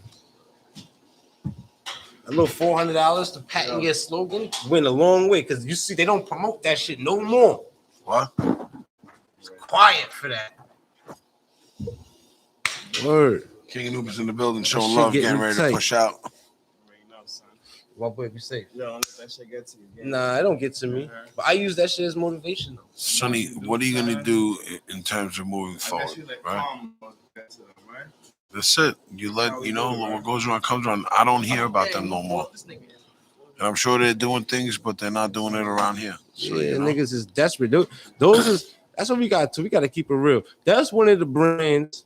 Shout out to Jokes Up and them niggas, but that's one of the brands who just exploited New York City and oversaturated us with industrial gelatos. I agree. Word. I agree 100%. Once they put everybody on the game and how they could get over on us, everybody started doing that shit. And now we stuck here smoking top dollar for ends, Cali ends. I mean, listen, you know, the market was going to change regardless because even if there was no name brands, people are still smoking weed, right? And so with that availability of that caliber of flower or, you know, cannabis available, it was going to change no matter what. Did it have an impact on the market? Absolutely. But it was going to change regardless. Maybe not as much, but it was going to change regardless. And so with that being said, you really can't complain about the number you're paying if you're really getting super, super top shelf quality. You know what I mean? And you have options to go other places and you see that it's the best that's out there. Then you should just pay for whatever it is because you don't know what that guy is going through to get it to you. That's a fact, but it's still, we still be for like. Look at the Zilla, right? The Zilla now is going to be more expensive than our normal eights. It hasn't been, you know, as expensive since the first Money Man dropped, the Bitcoin drop, when it was $100 an eighth. But still, look how rich. But that's okay because now that I'm behind the table and I don't mind paying that because that's okay because it's rare. is only probably 15, 20 pounds of grow that shit. We don't even know if that shit ever coming back again. Compared to they charging, like I told you, for my thing when I started selling the weed, I'm for the everyday smoker, the working smoker, the nigga who gotta go to work and get his paycheck and gotta budget out his money. I'm trying to provide the same quality weed for that man that the rappers could smoke, right? And then now they bring us industrial gelato, they overcharge us. Now I gotta overcharge the everyday working nigga. He can't smoke $80 apes a day. But he deserved the right to smoke good too, man. And we control that. But So come to the Penthouse Cafe. Come talk to me, and I'll make that happen for you. Now, right? That's how we do it. But we for the people. That's why people love me. I'm the people's champ. Listen, I give everybody an opportunity. People who don't do business with me is because they fucking ruin that opportunity. And that's why I love you and Total on Fire, because now I'm working with you guys and you guys giving me better quality than I could provide for everyday smokers and provide reasonable price so they can smoke every day and smoke quality weed. You feel what I'm trying to say? Rather than bang you over the head, and try to make you feel like you gotta do it on your own. Give you an ill-ass bag and tell you it's $90, $80. If you buy 2 extra, you guys spend $150. You come fuck with me, spend $150. You get a good variety. Yeah. You feel what I'm trying to say? That's what we here for. We here for them. And you got the exotic snacks. And I got the snacks. You feel me? So you got the snacks. We here for the everyday smokers. We not trying to exploit and get over. I got the worst cotton mouth right now. Yeah? It's terrible. My tongue, man. Yeah, because you're drinking that fucking salsa water. And it's hot. It's not hot. There's no ice in it. It was room temperature. Shout out to Lena Pacina, Hot Times Mama, for providing this space again. Let's just do our Thug Thizzle in here. Outfit on today, right? All right, check you out with that classic Whitney Houston t-shirt. That's a real classic shirt. That whole style is very 1989, 92 Whitney Houston. I will always love you type vibe. You know what I'm saying? That's exactly what the shirt said. Yo, but not for nothing. It's a nice shirt. It's a nice shirt.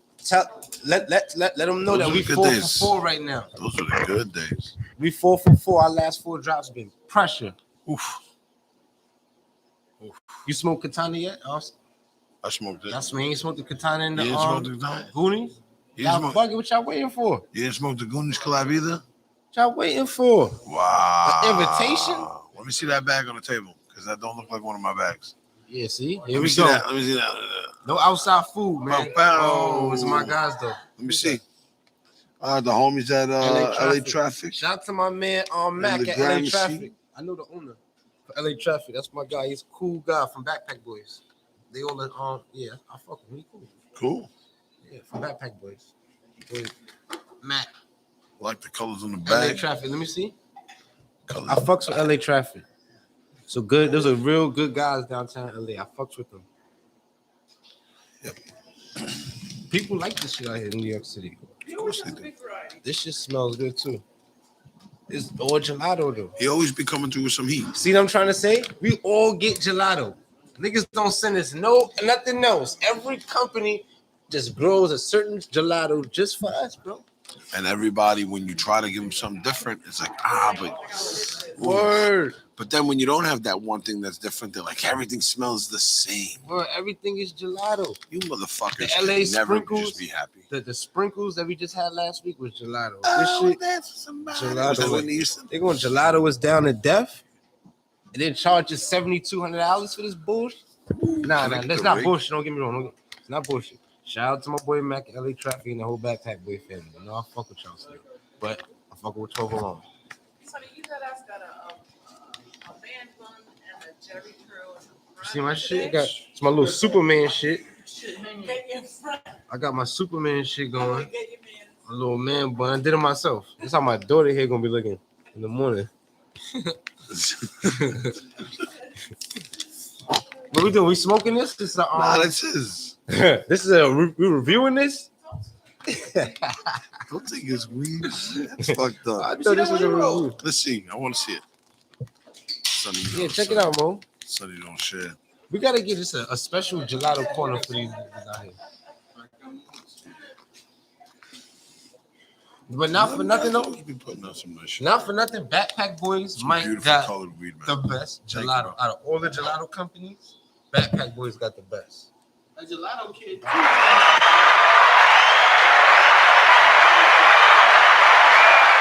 Sometimes you gotta pay respect. 12 alone, we got the best right now. Right now, we got the torch. We holding it down. But when it comes to gelatos and lemon cherry gelatos and that shit, which company you I think? don't know. Turtle Pie last year put out some crazy gelato strains. Which one? Oh, Gelato X.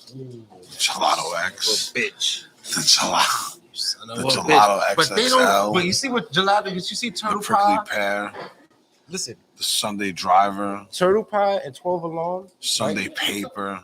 That's like, what's this? That's your shit, Elroy? Listen, Where you coming fucking from with this crazy. outside shit, man? No, this nigga got shit. Who's this? Candy Pink. Who that from? Nice bag. Mm-hmm. Good bag. Candy Oh, Pink gum flower. gelato. Bubblegum. See, everything fucking gelato. Bubblegum Can we get gelato. a break?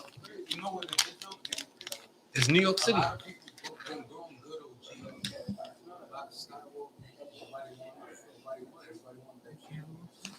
It should look like Chuckles. Let me see. Open it. Smell good, right? Smell like sweet candy. Yeah. Smell like the sweet tarts. That's what they should have called it. Sweet tarts. This shit smell mad fruity. Candy Pink flowers. This is a good bag. Sprinkles got a lot of shit. They fucking just putting out fucking whatever name they can. Yeah, they running out of names. They're not real. They're not even original. New York sprinkles. Jelly bean sprinkles. What the fuck is that? They about to be running. They about to be tired in a minute. Yo, yeah, it's gonna be tight because it's all gelato. Oh, is that we on a takeover? Yeah.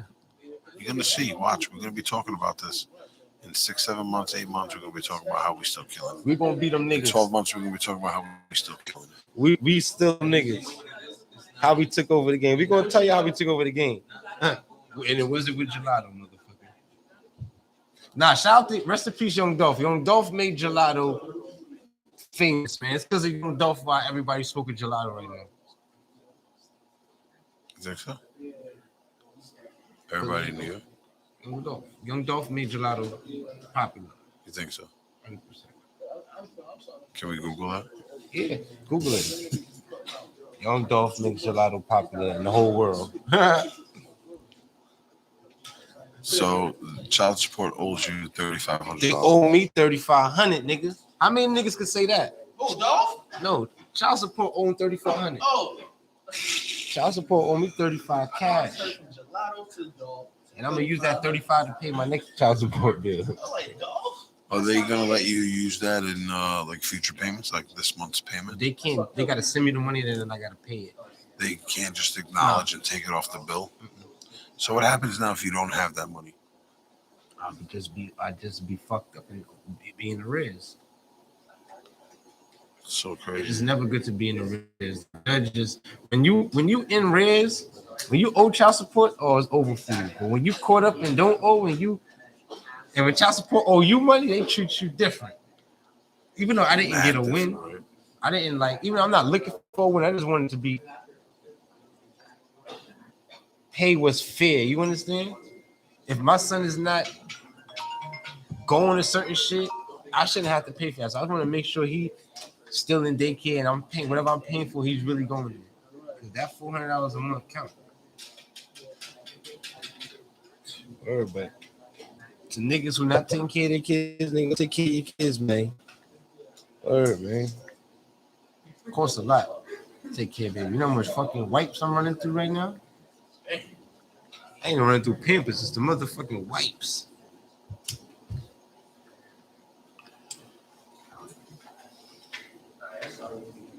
What's up? How your boys doing, Mo? My kids? Yeah. My kids are blessed.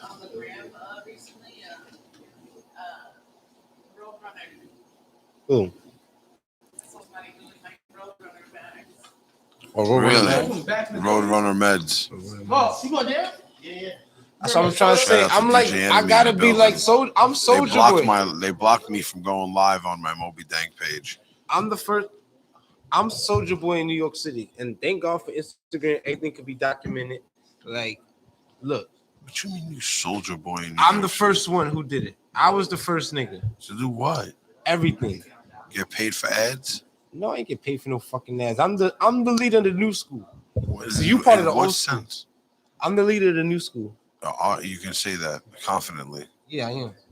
A lot of niggas got sourced. A lot of niggas started selling weed because of me. A lot of niggas got ideas from me.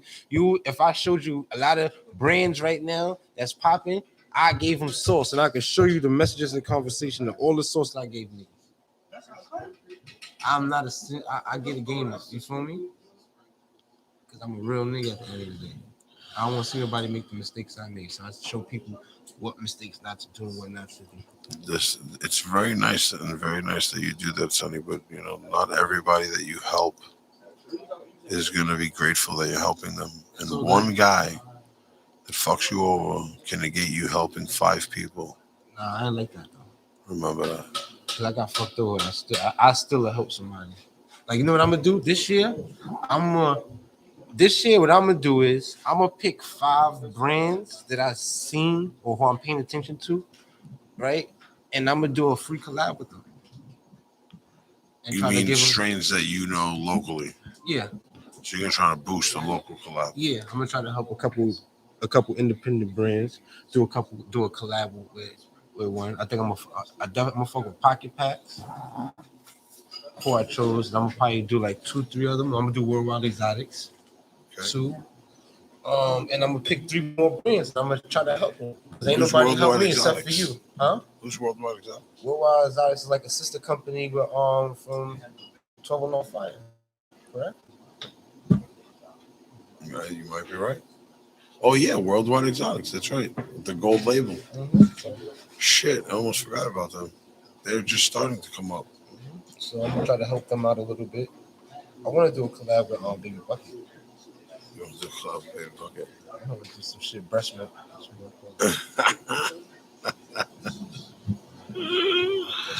Okay. Okay. I like it. Breast milk. Hopefully, we can get them to New York to come to the spring release party. Next week, I'm gonna stay off my phone I'm gonna stay off my Instagram for a week because obviously I'm blocked out. You know, so I'm not You gonna just can't go live, bro. I know when you go live, it's like, when they block you from going live, it's like fuck you. Yeah, fuck you. Especially when you're so used to going live, So, and it takes so long. Oh, so if you stay off, you don't post nothing like that. Nigga should go faster. right, they try to it resets the algorithm. So maybe I get How long? A week? I'm gonna go for a week and see what happens. We'll try again next Tuesday. Instagram, what's up, man? Stop blocking niggas' lives, man. It's for no reason too. What the fuck? Such bullshit. This shit's out of hand. Such bullshit. It really is bullshit. So But either way, niggas on live getting naked. this is 448 Cannabis Talk. I'm Mo.B Dank. Sunni Paks in the building. Sunni Paks going down memory lane. A couple old companies stealing his idea, and so we were talking about larger cannabis brands that steal the little guy's idea. Not only happens in cannabis, but it happens in all types of Fashion industries and whatnot. And so it does happen. It's unfortunate that it happens, but nonetheless, you got to move forward. And you can be upset about it, but you got to move forward. How do you think let's say another brand is coming out? How could somebody stop that from happening? Like you said try to align yourself, but you're trying to align yourself and you're shopping yourself around. So you gotta have something you bring to the table, right? So you might pitch your idea and they steal your idea. I mean, listen, it's very tough to choose who you can put around you. I gave 2 people an opportunity this year to strive in this industry, and they robbed me outright after putting them, from a bad place to a good place. They went and they stole from me. And that's unfortunate, because you try to do the right thing, but what that does is it closes doors for other people in the future, and unfortunately, that's just the way it goes in life. See, and it's crazy because there's no way to stop it, because for a small brand, you're trying to build your following, right? You dropped the strain, and it did pretty good, and now you're trying to build the anticipation, so you put it out early, just a little sneak peek or an image or something. You feel me? And then somebody goes ahead and steals it. Like, that's what you're supposed to do, because you still gotta promote yourself and show people what you got going on and what's to come. Absolutely, absolutely. Hi, Zenya. Listen, Sonny. When you ask me all the time, it's like, what does it take to become like, like a boss, somebody who's got shit going or whatever? It really does take hard work, determination, consistency, and sacrifice. So what would you do in your situation where, let's say you was about to do a string collab, you let it out, or you had a strain that you was about to release, and you see another company jacket? So, my whole thing is this. As a lot of people hate in this industry. A lot of people have hate towards me for whatever reason it is. They go around telling people, you know, bullshit fucking stories or whatever it might be, because I'm not out there like that in people's fucking faces trying to share blunts with people. That's not me. I'm not going out of my way to go hang out with you. I provide a safe space. I've always provided a safe space. And we own the safe space here. You guys don't own that safe space. You share it with a lot of people. And so you put people like me, people like Sonny at risk when we walk into those type of places, because you never know who's now bringing somebody that you don't know some heat to that establishment. And now they see what's going on and they start watching the place every day. You know what I mean? Because you don't know that person. It has nothing to do with you. And so that's why I like staying here. I like staying here because we know pretty much everybody's walking through the door, because you're being verified. If not, you're coming to somebody who is vouching for you and says, hey, I'm coming with these people. They want to become members. Here's their photo IDs, in the text or whatever it might be. And so when you walk up to the place and you're on camera, we immediately know that we can go, at least at bare minimum, go back into a text, or because we print that shit out immediately Okay. and go into our paperwork, and let's see, who that was. So when you come here, don't be a bozo. You're on camera. Show respect. Show respect, because we're providing respect for you, and enjoy yourself. Man, Mo, this motherfucking how you pronounce it? Zrilla? Zrilla. Zrilla in Manila. Zrilla in Manila. That shit got me high as a bitch, motherfucker. And I mixed it with the Katana. I mean, keep your head down in the sense of, like, don't get in nobody's business. Mind your neck, but keep your head up in terms of, if you're gonna work hard. If you're talking about in terms of working hard, you work hard, man. You keep your head up. You keep your shoulders back, your chest out. Walk with confidence. Let people know that you know what the fuck you're talking about or what you're doing, and you'll see that people will start rocking with you on just on that merit alone. You know what I mean? No matter what anybody says. Mo, it's like it's hard, man. You know what I'm saying? It's hard, like, especially being the independent brand, right? Trying to stay in your own lane and just focus on, like, you remember you told me, you was like, damn, you gave somebody an opportunity and they was like, damn, so how I'm gonna be able to promote my brand?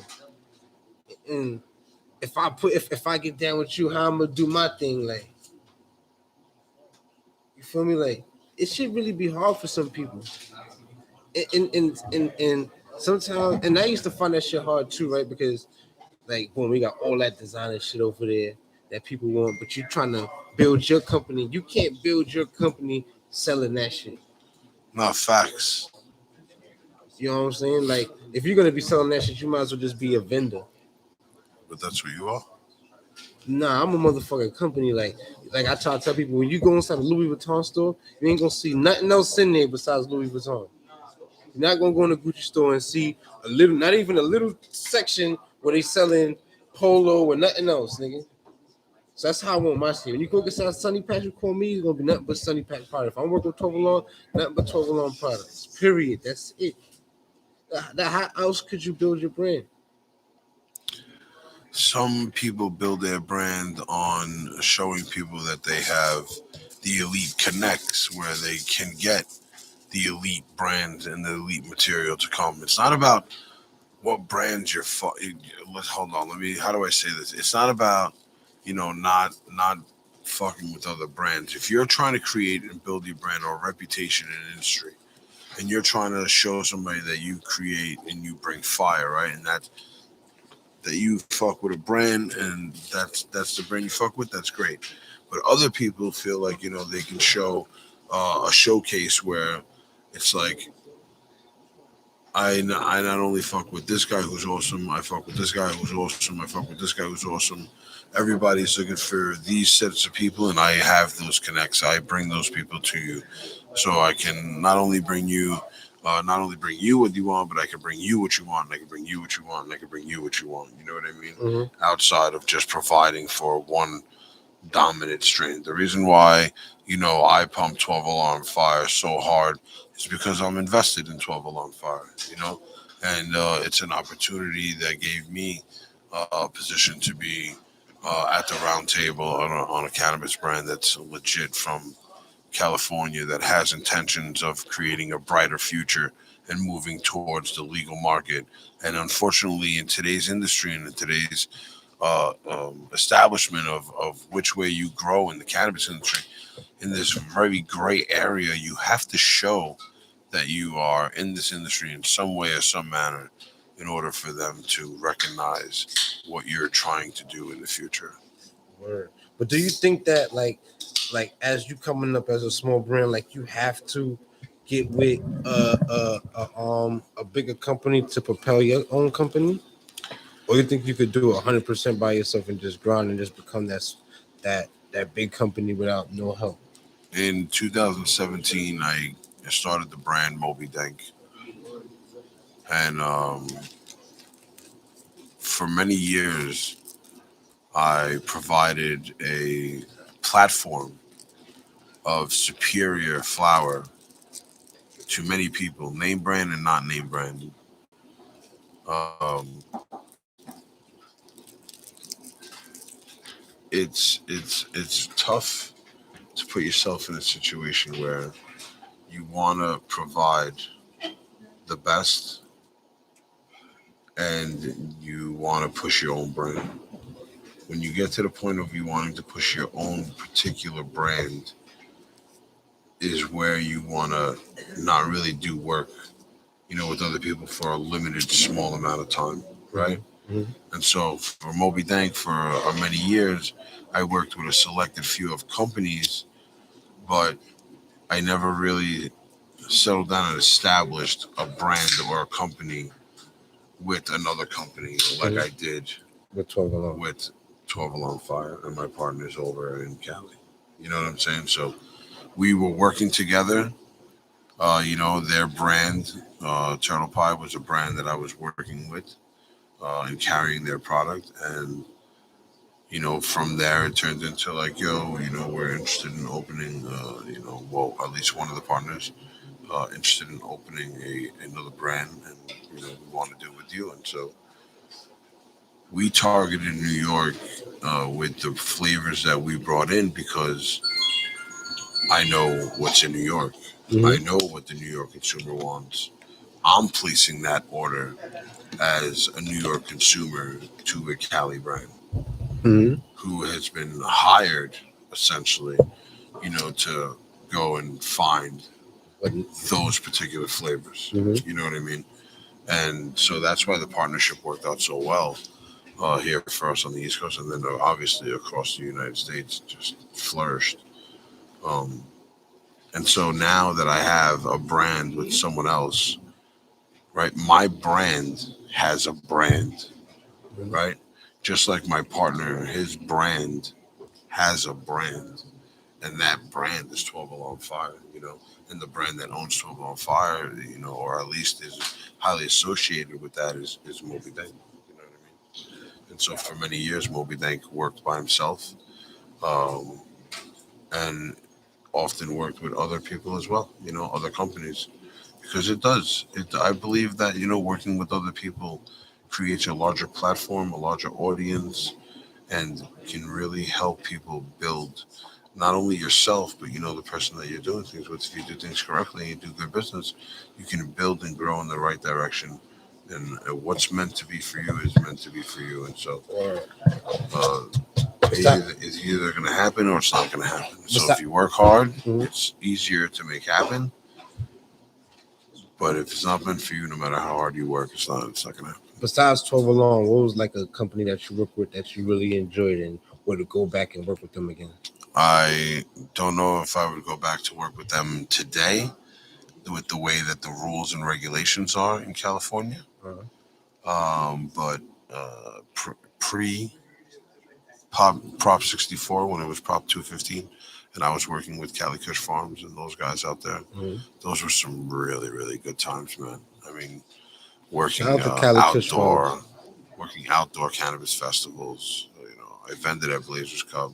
How was that? I vended at Kushco. I've never been to like a Cali party, weed party. Like how what's the difference between a New York weed party and a Cali weed party? Is there any much of a difference? Everybody's selling ounces for $100. Is the Cali shit? Yeah. Fire? I don't know about fire, but you could definitely get some really good weed. For $100, $150 an ounce out there. It's like really good weed. At somebody's shows, because everybody just wants you to buy their shit. You know what I mean? And it's all about exposure at this point, right? When they're doing these events. And so those events were pretty cool, man. I brought a whole team from New York out here. We rocked Cali, New York City style. I want to go to a Cali session one time. We rocked Cali, New York City style, man. I got some shit to do as a stoner. You know what I'm saying? I got to go to a Cali sesh. I need to go smoke some weed in Colorado. You ever been to Amsterdam? No, I have not. But I'd like to say that from some of the events that I vended at back in those days, some of those people are still clients of mine today, and or associates. Some of them even friends. I talked to, from the Cali days. From the days of vending in Cali, Prop 215 days, yeah. What the fuck is Prop 215? So Prop 215 was basically like, if you sold cannabis and you had a legal shop and you were selling legal cannabis, whether it was a delivery service or a rec shop, you were able to, go to these festivals and you were able to promote your brand and sell your brand and sell weed and whatever the fuck it was. And then, Prop 64 came along and it's like, all right, now everybody has to pay taxes on all of this shit. Like everything has to be accounted for. You now buy weed from a state licensed grower, so that we know who you bought it from too. Oh, so you couldn't buy weed from the black market. You couldn't buy weed no more from the, well, at least in it's. And now when you go into the sessions, you gotta. Well, now what happened was that know everything that you bring. Then what happened was that they also changed it from anybody who had a cannabis license could sell to only delivery services could sell, because if you had a license as a dispensary to sell cannabis, you were only licensed to 228 West 14th Street in Los Angeles. You're not licensed to sell in San Bernardino. You're not licensed to sell in fucking Santa Clara or San Francisco or Sacramento. That shit got restrictions on where you could go. Right? So now all of a sudden, all these big time brands who didn't have a delivery service but owned a store like Cali Kush Farms, right? Now can't fucking go and do these festivals no more because they don't own a delivery service. They were in a black market delivery service. That's how I got to know them, through their delivery service guys. Black market is the best market. Listen, the black market's what's going to keep fucking America thriving. It doesn't matter what industry it is. That's why people be panicking, like, oh, what are we going? I don't know what I'm gonna do in a dispensary. I'm like, you weren't about the dispensary gonna stop your money. That shit gotta close. Fuck the dispensary. Dispensary weed is nobody. First of all, you gotta notice that people in California don't even buy weed from the dispensary. So Listen, if I'll they, tell you this, the niggas right? ain't gonna buy dispensary weed out here. They gonna go every now and then. Why not just let everybody sell weed the way people are selling weed now, right? Even in the black market. Or you want to sell weed? You want to just like a regular fucking candy store, just open up and fucking sell weed. Because what's going to happen is the guy who's been going to be able to survive is the guy who's been surviving the whole time. Mm-hmm. What do you care where the fuck he gets it from? What do you give a flying fuck? I'm going to pay you. But the problem is that they got to get paid from me. They got to get paid from you. They got to get paid from him. They got to get paid from him. And so 65 people have to be associated in the fact that you want to sell weed in fucking New York. And because they can't get all 65 people to pay them, corporate America, It's all a money game. you can't sell weed. It's all a money grab. That's some bullshit. Just let people sell weed. It's What feeding the a fuck lot of do you people. care? You're going to get paid. Let them open up shops just like you open up fucking delis. The same way you let these people open up these fucking halal stands and these fucking fruit stands, whatever, pizzerias, whatever the fuck it is. Exotic snack stores. You just let anybody open Because exotic they don't snack want store. it. You know what it is? He says exotic snacks. Huh. But you know what it is? They don't. I think the government just don't want to give the average minority a chance to excel. No, and you can't. They don't. They're not gonna You let can't. that happen. No. They're not gonna let Sonny, an average immigrant Sonny, or average Sonny, day-to-day Sonny, person Sonny, be able to sell weed Sonny, and let me make ask you a question. millions of dollars off that shit. Fuck If no. you don't need me, right, and we're not friends, are you gonna call me? Fuck no. So if you don't need the U.S. government, because you're obviously not friends, are you gonna call them? Fuck no. No, but the fact is that you need them. Why? Because you don't make enough money at your job. Maybe you have too many kids and rent is too high. Maybe you have whatever the fuck it is, you can't work and you're waiting for disability. Whatever the fucking case may be, Sonny,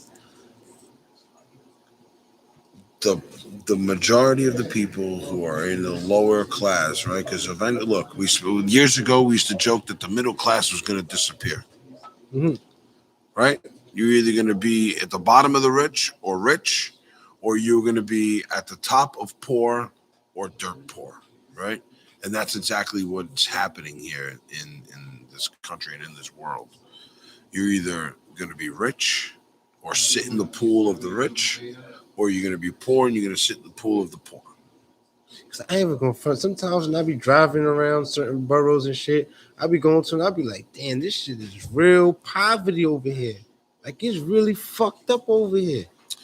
The more the United States civilian needs to depend on the U.S. government for food stamps, for WIC, for EBT, for unemployment, for housing assistance, the more they have the control over the civilian. Because you need them. You need them to live comfortably. I don't understand. Or you're going to lose everything and you're just going to go bye-bye. But you know, some people are just lazy. But the info, like to sign up for food stamps and public assistance, like this shit, the info, they want too much information. Like you got to provide your whole life story just to get a little bit of money to buy groceries. Like you got two groups of people, and those groups of people are then broken down into three groups of people. Right? You got people who make money and people who don't make money.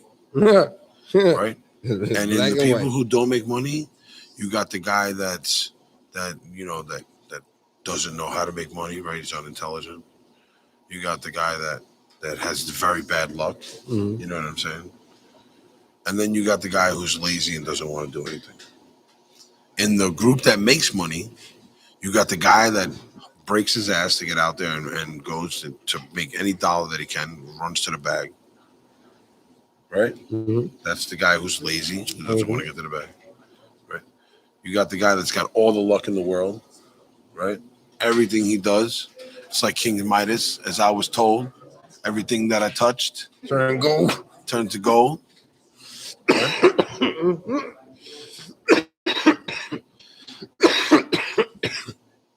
And then you got the guy that works hard for it and it just comes. Just because he's putting in the hard work.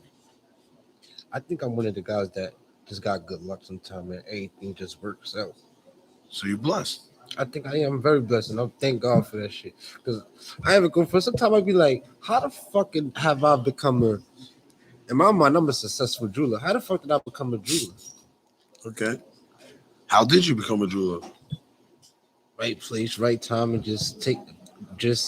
It pays your bills, you're successful. It doesn't pay your bills, you're not successful. It pay bills when it comes. Yeah, definitely pay bills when it comes. Because with the jewelry business, is being a private jeweler is like it's not consistent, but it's like a good side hustle. You feel me? Yeah. It's a great side hustle. But who would have thought that I'd be selling it? I would be able to sell. So let me jewelry. ask you a question. Which pool do you consider yourself in? Do you consider yourself in the pool that makes money and is rich? Or do you consider yourself in the pool that is struggling and has potential to be poor? You know what I'm saying? Is it considered in that poor class? Because like we said, there's no more middle class. Like, right? Well, I'm originally poor. middle So class. I'm poor. Originally middle class. We all be sitting in middle class here. I'm poor. Right? I don't want to be rich. Right? Just generally speaking, I'm not particularly speaking about one individual or any of the other. I don't want anybody to get insulted. I'm poor then, and that's cool. So you consider yourself in the bottom half of the pool. Because I'm making money. I'm making money, but I'm not rich where I could afford not to go to work, or I could just afford to pay people to work for me. But okay, but that goes back into one of the three people. You one of the guys that makes money. He goes out there, he works very hard for it, and that's why you make money. You're lucky. I'm not one. I'm all three of them niggas in one. I'm the nigga that's gonna work hard. So I'm lucky. So then you're rich. I'm rich. Yeah, I might be rich in mine, but not like in financial. That's shits the greatest riches you could ever have. That's cool because they said that it says that a camel got a better chance of making it through a needle eye before a rich man can get into heaven. So I want to be rich. I want to be comfortable. It said a rich man can't make it to heaven. That's what they say in the Bible. What we're talking about in terms of today's rich. So, nigga, in today's rich, different mentality. You need all right to be rich. Being rich in the year of 500 AD is a little different than being rich. People's today. Rich nowadays, and that's why those terms, being rich with no money. I'm going to tell you this. Stan Lee says it all the time. You can be the fucking greatest person in the world. You want to change the world. You want to do all these good things for the world. You need fucking coin. You don't make no fucking money. You can't do nothing. First, you go make the money. Then you go and save the rainforest. Then you go and you save the fucking extinct animals. You're not happy in life? Make some fucking money. Watch how happy you become real quick. But money bring problems sometimes. Money what? Money still don't make you happy sometimes. Money what? Money bring problems. Happy all the time. No, you know what that is? That's the greed inside of you. No, money bring telling you problems. that the money don't make you happy. No, you know why? Because that money is gonna put you in better situations than you were in before. You never felt like. Listen, that's why people they overrate that statement that says, "Oh, money don't make you happy." Yo, listen, that's fucking bullshit. No, that's true. But listen, but listen, family I gotta take care of. Yo, but listen, you never felt like. Everybody could be happy. What are you talking about, bro? But hold on, but Mo, you never felt like. That's what I'm trying to tell you. What you talking about? I'm trying to tell you. They say money don't make you happy. At the end of the day, money don't supposed to make you happy. Who says that? You supposed to buy. I want to know. Hold on. Because I told somebody the other day that I was going to treat this podcast like I'm not going to let just people talking. I'm not going to understand what they're saying. I'm just going to be like, okay. The fuck is you talking about? Go ahead. What you saying? I'm telling you, money don't buy happiness, man. First of all, who the fuck is they? You said they say. Hold on. You said depending they how much say money you got, money don't make you happy. Who the fuck is they? Who's they? People that don't make fucking money. That's who the fuck say that. Because anybody making money will fucking tell you that they happy. Or you may be sad at times. Maybe your mother died. Right? So why they say more you money, might be more sad problems? at times. So, maybe you so fucking, maybe your dog died. Biggie said that. So why they say maybe more you money, got into more a problems? fucking car accident. But let me tell you something. Let me tell you something, Yeah, bro. but then if you got Without money, you are not finding fucking happiness. I don't give a fuck for you faking it. You faking it. Because today's happiness is not the same Alina. happiness Good, as fucking Sergeant. 1900. so much money, and I still look out for niggas. Huh? But you understand that's how it's gonna go faster if you ain't really doing nothing productive with your money. But So we why ain't they talking say more about money, that. more problems than We're more? not talking about that. We talk about having money, bro. Like, what's having money? We ain't even Having money is that you first off, the way you talking, you know you don't have money. No, I don't. What's Right? money? That's Yeah. What but kind that's of money what you I'm trying talking to about? say. That's the mentality approach, right? But As money soon as ain't you good. say, I'm thinking, I'm as talking soon about as you say, I millions. gotta That's worry about money, millions. you don't got money. I'm talking about millions. I don't got no millions. No, I don't. Whatever it is what I'm trying to say. Nah, Is it's that not whatever it if is. you 'Cause got I ran money- through hundreds of thousands of dollars. listen, Like, if you that's got what money I'm in life, you talking making about money, millions. you're gonna be happy. Trust me. I was happy at one point, yeah. Yo, so they said, so why they say more money, more problems then? Because If you're that's happy true. because you're making money. The more money you So you got, can't because be the happy more and people have you money, have telling, problems. or the more people you showing, and that's today's society's problem. Because the more money you got, the more money you want to show motherfuckers you got. Because you want to go buy yourself the 2022 Tesla to show motherfuckers you got it. You got to wear the Cuban link with all the But diamonds everybody not to like show that. motherfuckers you got it. Everybody not like that. So then that slogan don't apply to you. Not everything said in life applies to you or every situation that you got going on. No, but listen. Those scenarios apply to certain people who put themselves in certain situations, who took advantage of being in a situation. And Listen, that's how those slogans came to But be. no, but listen. Sometimes when you start making this X amount of money, right? Yeah. The pressure of continually having to make that kind of money could They say become the money depressing. don't change, man. The money, it only change listen, you. feel me? Because look, once you make a certain amount of money, your whole lifestyle change, right? So now you got more money, so now your bills become more. Now you have the pressure to keep on making this money because these bills got to get paid because now you done upgraded your lifestyle, and that take a toll on certain people. Because even though you're making money, you can still be depressed, be sad, be droopy. All like, I know is this: the both of yous have only been talking about how you need to help the whole fucking world. That's not what we're talking about. What we're talking about is if you got money in your pocket and you go to the fucking store, right? But not even beyond that. Let's talk about beyond that. Let's talk about you wake up every day and you put a knot in your pocket and you walk outside every day and you got a knot in your pocket. Listen to me. Listen to me. We're talking about that money gonna make you happy. Because when you walk into a store and you like a hat, you're gonna buy it. When you walk into a store and you like a pair of boots, you're gonna buy them. When you like that shoulder bag, Mo, let me ask you a question. You never, yo, Mo. Yes or no? But that's not my problem. This is what I'm trying to right? say. This is my And so money. for someone who don't got kids, right, that money gonna bring happiness. I'm gonna tell you something else. That money that you talking about that you gotta share with your kids, when you making that money to share with your kids, you're gonna be happy because you're sharing it with your kids. Right. So what you talking about, you just said right. I'm talking about when I go to the store. When I go to the store, Listen I to don't me. just buy But this is what I'm saying Listen though. to me, You listen never to me. felt like, listen, Mo. You Hold know on. what you know exactly what I'm talking Let me about. ask You you a know question. exactly what I'm talking about.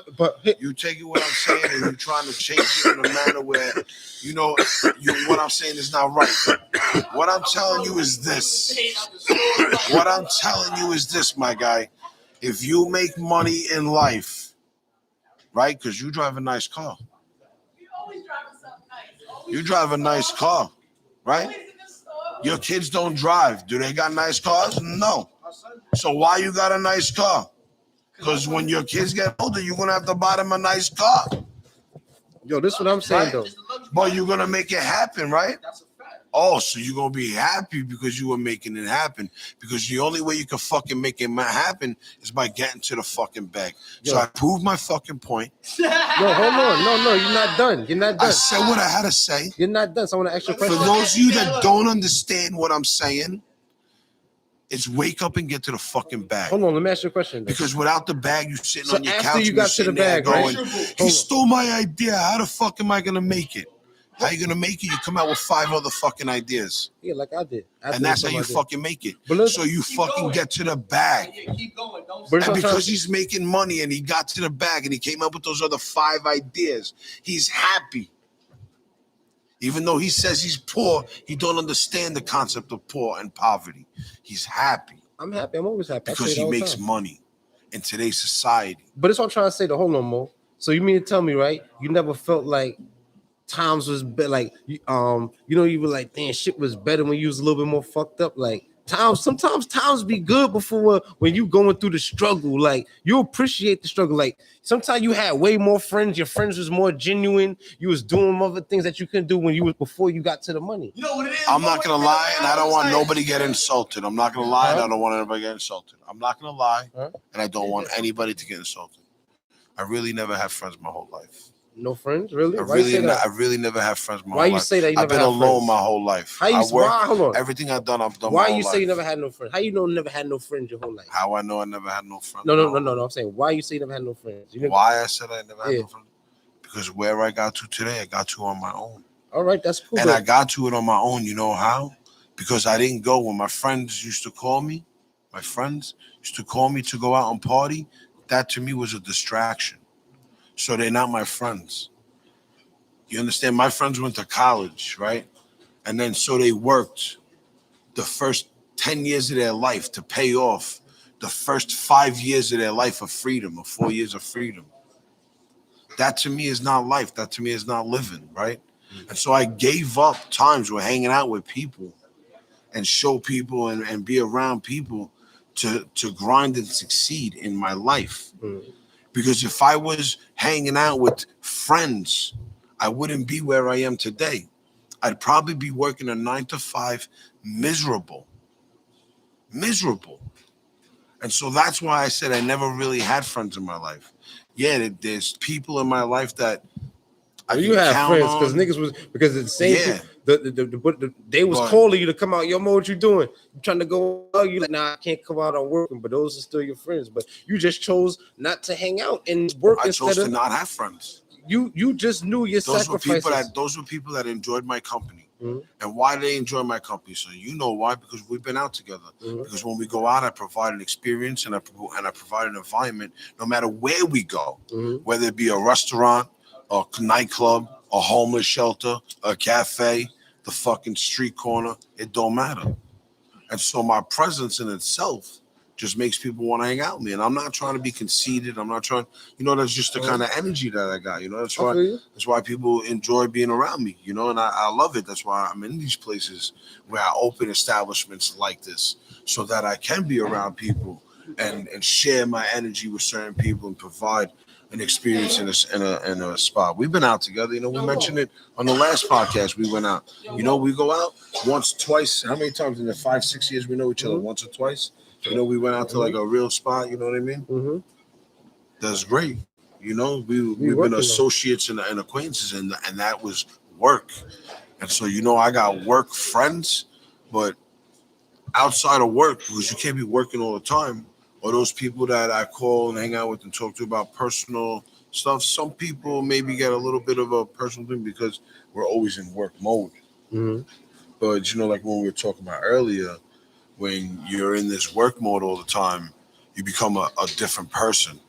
And so when you become a different person, the people who knew you before you became this person start to wonder, like, where the fuck is this person that I knew before he started doing all these crazy things, or before they started doing all these crazy things? Yeah, I feel like that sometimes too, because I have friends who I used to hang out with, chill, smoke.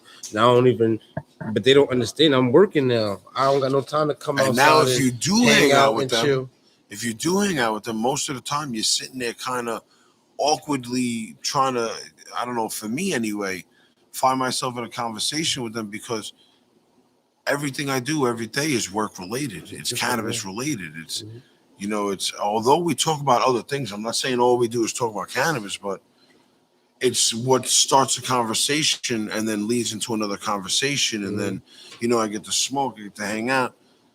Most of the people that I grew up with, let's say in the school days when, you go on school trips and shit like that, that I did a few things, whatever, but there was a group of guys that I used to hang out with before I told myself, like, all right, How old was you when you realized like it was? I was 23 years old. For what? Before when I turned around and I said I had to turn around and cut people off in my life. When I told you, You it took me last year to realize that. But here's the thing, man. You cut people off and new people come into your life. And you don't realize you need to cut them off until something happens or until, the relationship becomes stagnant and, the bad energy starts to take over or it's, you're not being productive with anybody. Look, there's another, we talk about prayer and spiritual journeys and all these things that have been on Instagram and TikTok. Another thing you see on all these things is how these people are making money.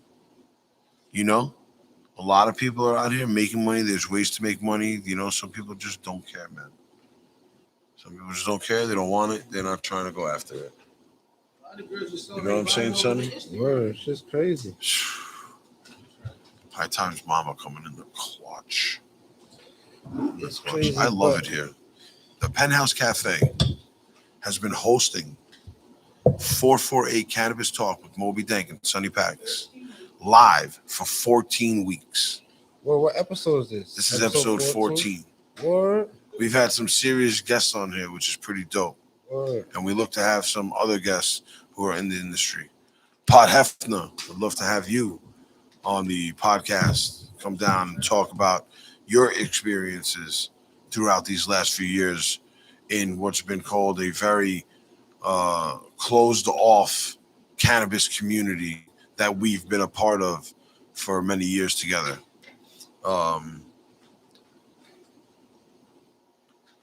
Dope, man. And you live not that far, right? I think last time we spoke, you said you were pretty close to here. So come by anytime you want. We had a packed house earlier tonight. Everybody left and got nice and quiet. Yeah, this is how Right? Sunny out. faded. Smoking the triple threat, three-headed monster. We got DJ Sizz in the fucking building. Sizz, what's good, my man? Yeah, we got to get you on the podcast one day, man. This is the DJ, man. Sizz is our residential Penthouse Cafe DJ. He's our house DJ. This is our go-to guy. When he's not available, then we go outside of that. Obviously, we do events. We do baby have showers, other parties, and bar mitzvahs, man. Man, do everything. He do everything. He do everything. Kids party, no problem. Everything. He was holding down the beat for Elmo the other day. At the highest, Yo, my what's guy. up? Man. Booty boot camp tomorrow. Bunch of bitches walking around with What the the ass fuck cheeks is out. that? Where that's at? Yeah, look at Sizz. Huh? You at Booty Boot Camp? Some workout shit? We're gonna do that here. So the Penthouse Cafe has radiant floors. We're gonna host a hot yoga class. I want to work out. I High want to do times, yoga mama. and meditate. You meditate? We got How we you have meditate? radiant floors here at the Penthouse Cafe. We're gonna host a yoga class. How you meditate? What do you mean? How do I You meditate? said you meditate. So I what do do you meditate. like? How? I clear my mind and I How the fuck you clear your mind? I'm trying to figure out. I've been trying to figure out what do you do to clear your mind? Like, how do you clear your mind? Okay. So I can't clear my mind. My mind is racing. Huh? I do drive in silence. I do lose focus sometimes. When you say clear your mind, on the I mean- road. Somehow though, I'm driving safe. But next thing I know, I'm 4 exits past where I needed to go. When you say clear your mind, right? And when you get upstate by me, those exits become like 16 miles apart. When you say clear your mind, though, you mean you're not thinking of absolutely nothing? I'm thinking about absolutely nothing. I can't do that. I can't Nothing. do that I don't need these headphones. either. It's I can't do crazy. that. I'm wearing them the whole time. I can't Fucking do it. so high, bro. I cannot just not Listen. think about nothing. What you need to do is you need to tell yourself, number one, that's enough, right? I've had enough for today. I'd like to clear my mind. They said, right? I was watching something. They Right? said And then you that. just start fucking thinking about nothing. They said, right? I was watching I'm just saying. I was watching this documentary, right? And they were saying that you're supposed to take one day off of the week to do nothing that benefits yourself. Make no money. You're supposed to just take one day off and just relax. I don't know what kind of bullshit religion that is. No, I don't want to say bullshit. I'm sorry. I don't want to be rude. That's I don't listen to me. They even You God should took take- one day off. Look, To you rest? should be taking every day, Or Jesus. right? There's how many hours in a day? 24. How do you divide that evenly down the middle? What does that divide in? First, you gotta say how many hours you sleep 12. first. No, How much see time right do you wake there? up? There's 24 hours in a day, Mhm. broken down to 3 parts of the day. That's 8 hours per each part. You got 8 hours for sleep and rest, whether you're sleeping or you're just resting. You got 8 hours for work and 8 hours for family and prayer. 8 hours. Yeah, right. That's proper delegation. But no, but us, we can't delegate our time like that because we working for more than 8 hours. Our work starts as soon as we wake up. That's where the problem begins, My Sunni brother. Paks. Get home safe. The So problem you only work begins. for 8 hours? No. So it's No. impossible for us to only work 8 hours. No. And you know, like I said, sacrifice, right? So who is getting, what am I sacrificing? At that moment right there, I'm sacrificing family, right? Because I don't get to spend as much time with my family. I'm sacrificing my sleep. Mhm. I'm sacrificing my personal time to myself. But I'm doing it for the greater good of that one day. I don't have to work 8 hours. Maybe I can work 3 hours. You know, and right now I'm not working 8 hours. I'm working fucking 16, 17 hours a day. I'm working at least 12 hours a day. 13 You know what I hours. mean? Because the moment I wake up, I'm already working. There's times I put my phone down for a half hour, an hour, you know. Yeah, But as soon as I wake up, I'm trying to say, as soon as I wake up, I'm working. most days, my phone is already going off But and waking me up. I tried that on Sunday. On Sunday, I didn't do nothing. I didn't. I try And I to. just sat in the house. I cleaned up. I did nothing that benefited myself. Everything I did, I went, got my dad food, got my nephew some food, took care of everybody else, make sure everybody was straight. No. And it felt kind of good. No, Sonny. You know what's gonna feel better? What? When you fucking take care of yourself after a long fucking week. I take care of myself all the time. Right? I try to take care of myself. No, you need that day, man, where you're just fucking chilling. You're just sitting down. Can't doing chill. Absolutely. It's the only way to do that. nothing. You gotta turn your phone off. You can't turn your phone off. You know, I'm trying to work. I'm trying to No, work you it can't out turn your where phone off. I'm trying to work it out where I'm doing 2 days consecutively of not work life, right? Because the first day is the one day to myself where I need to fucking rejuvenate. I need to re-energize. That's why they call it. I need to refresh. Right? That's why they say. And then the second day is for me to handle my life priorities so that I can continue to go on and then go back to work and be like, okay, I handled what I handled. That's why I work so hard. Now I can go back to work. But you know, they say that's why they call it a week, right? Because you work so hard Monday through Friday. By the end of the week, you're tired. You weak. You like? I'm not trying to be weak. You're weak, but we are though, because we're looking for that one day to just relax because we go so hard from Monday to fucking Friday. I'm trying to go day to day, and that's why they say the weekend. I'm trying to eventually live my life where my day consists of 1 hour of phone conversation up to speed of what the day before was like, of what the week was like, of what the month was like. But I'm kind of figuring out how you could actually do that. You really have to put your business on a schedule, like from 9 to 5, from this to that. After those times, I'm not doing nothing. The real situation is this: is that when you have such a when you have so much of a clientele that works so many different hours, it's real hard for you. Yeah. As you know, a wholesaler in any industry to be closed for more hours than you're open. Because that's just you leaving the basket on the table. And what kind of work ethic does that show your kids that you're willing to sit down because you made $500 today and you know you're gonna make $500 tomorrow, but you're okay with leaving $1,000 on the table? But like you said, so when is it time for your own personal self-rest, and then when is it time for family? When you don't have to worry about money.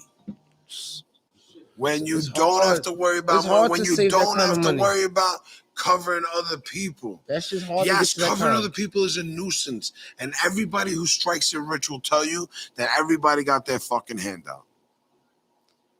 Everybody will tell you that. But I'll tell you this. You don't have to fucking help everybody. Don't. Because if helping somebody is going to put you in a bad position, you didn't help nobody. Because that person who you helped most likely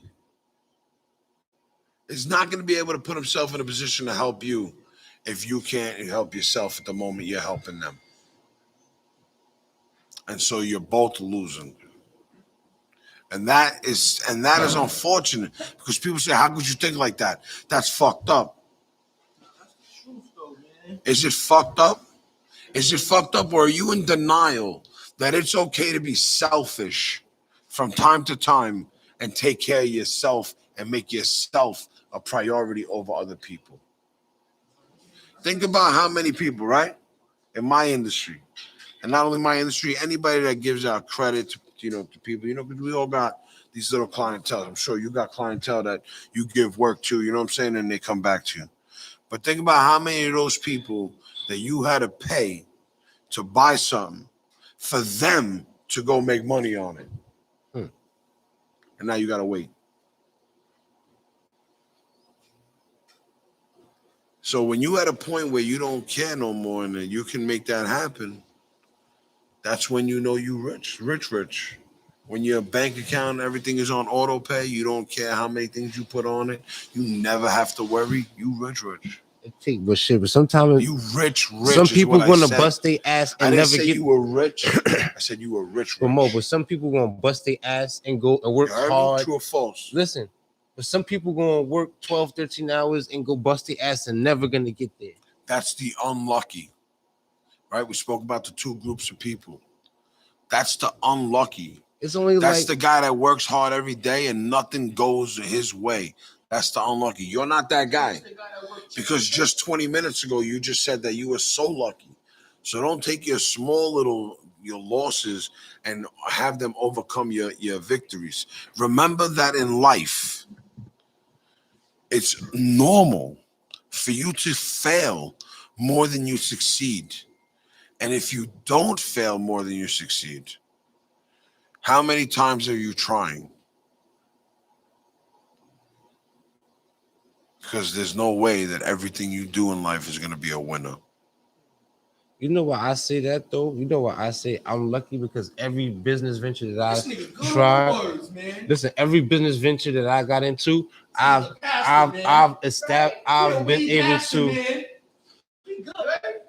Every fucking business that I fucking started, I've been able to maintain for over years and make money off of it.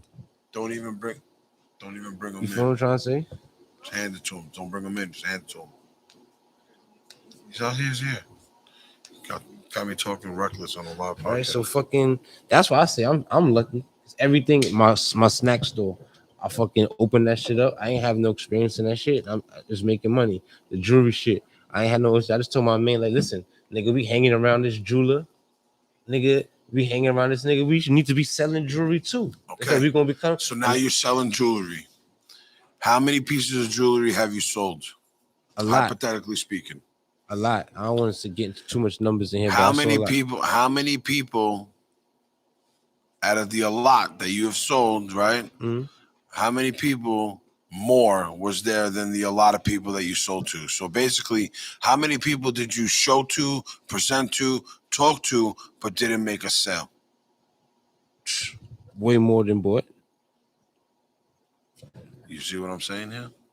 But people bought. You're gonna fail more than you succeed. But that's not failing. Failing is me not selling one piece of jewelry. No.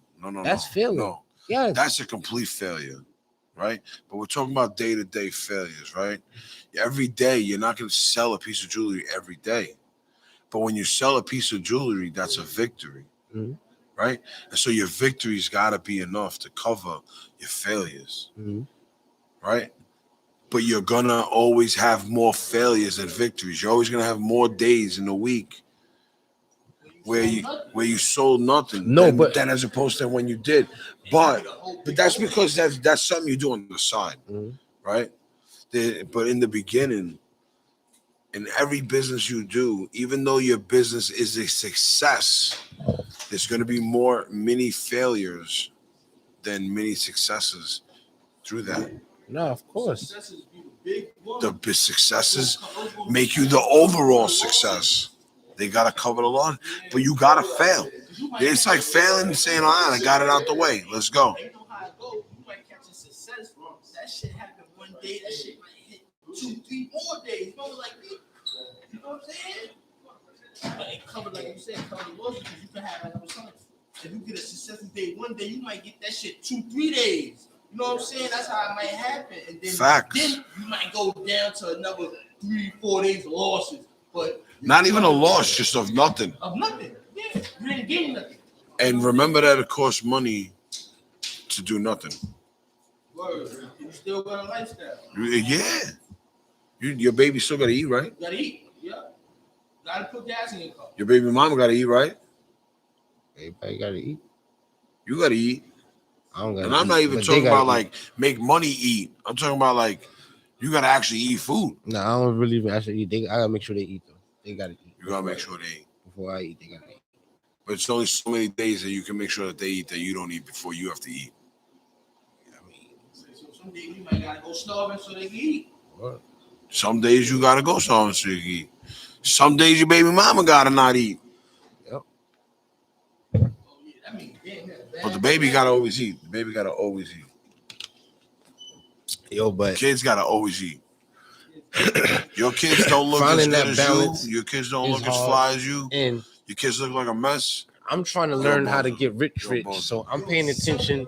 I'm paying attention to rich people. You feel me? Like you're not successful people like you. So I'm trying to take notes. And you know how many failures I've had in life, man? You know how many projects I've done that didn't work out, cost me tons of money too.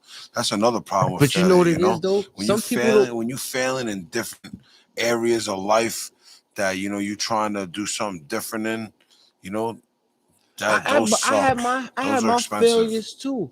I had my failures too, like a lot as well. More failures with the weed shit and doing certain shit. Like I done did pop-up shops and nobody came. I done made merch and nobody bought it. Yeah. I done did shit in New York. I'm trying to say, like, yeah, I didn't have my shit coming. You feel what I'm trying to say? But in my mind, I'd be like, I look at that shit and I'd be like, it's gonna be a reflection because one day I'm gonna do some shit and this line gonna be around the corner. One day, but not only that, one day you're gonna have the opportunity to do that again, and you're already gonna know how to do it. Mm-hmm. You know what I'm saying? And even if it's you redoing that thing that you already did, it's about timing, right? So if people can see and get to what you got, it's about being out there, and that timing maybe wasn't right for you. You know what I'm saying? Maybe the timing didn't put as many eyes on you. I'm ahead of my time. I don't think that, you feel what I'm trying to say? I really feel like I'm ahead of my time. That's ahead. Good. Everything that I'm doing now, like I've been trying to do like 3 years ago, 4 years ago, like shit that's going on now. I've been trying to do this shit, and the only person who will be there to verify is my homegirl because she was there the whole step of the way. Well, that's what we just said. Yeah, that's what he's saying. But listen, bro. If it's timing, right? It's just crazy. Like it's all about timing. But what if you're ahead of your time? What if you? How do you catch up with that? You can't catch up. If you're ahead, you can't catch up if you're already ahead. If someone you be like, damn, because to know that somebody's ahead of the time, you gotta pay attention to them now and see what they was talking about, how it folds out a couple years from now. You feel what I'm trying to say? I mean, the thing is that you gotta sometimes first you gotta trust the process. And when I say trust the process, if you believe that you got something that is gonna be explosive in years to come, we're not talking about a strain like Ting, right? Mm-hmm. We're talking about something that's really gonna impact the way people do things, no matter what it might be. It could be storing food, storage containers. It doesn't matter, right? If you got that vision, you gotta eat a lot of no's before you get to the yeses. Mm-hmm.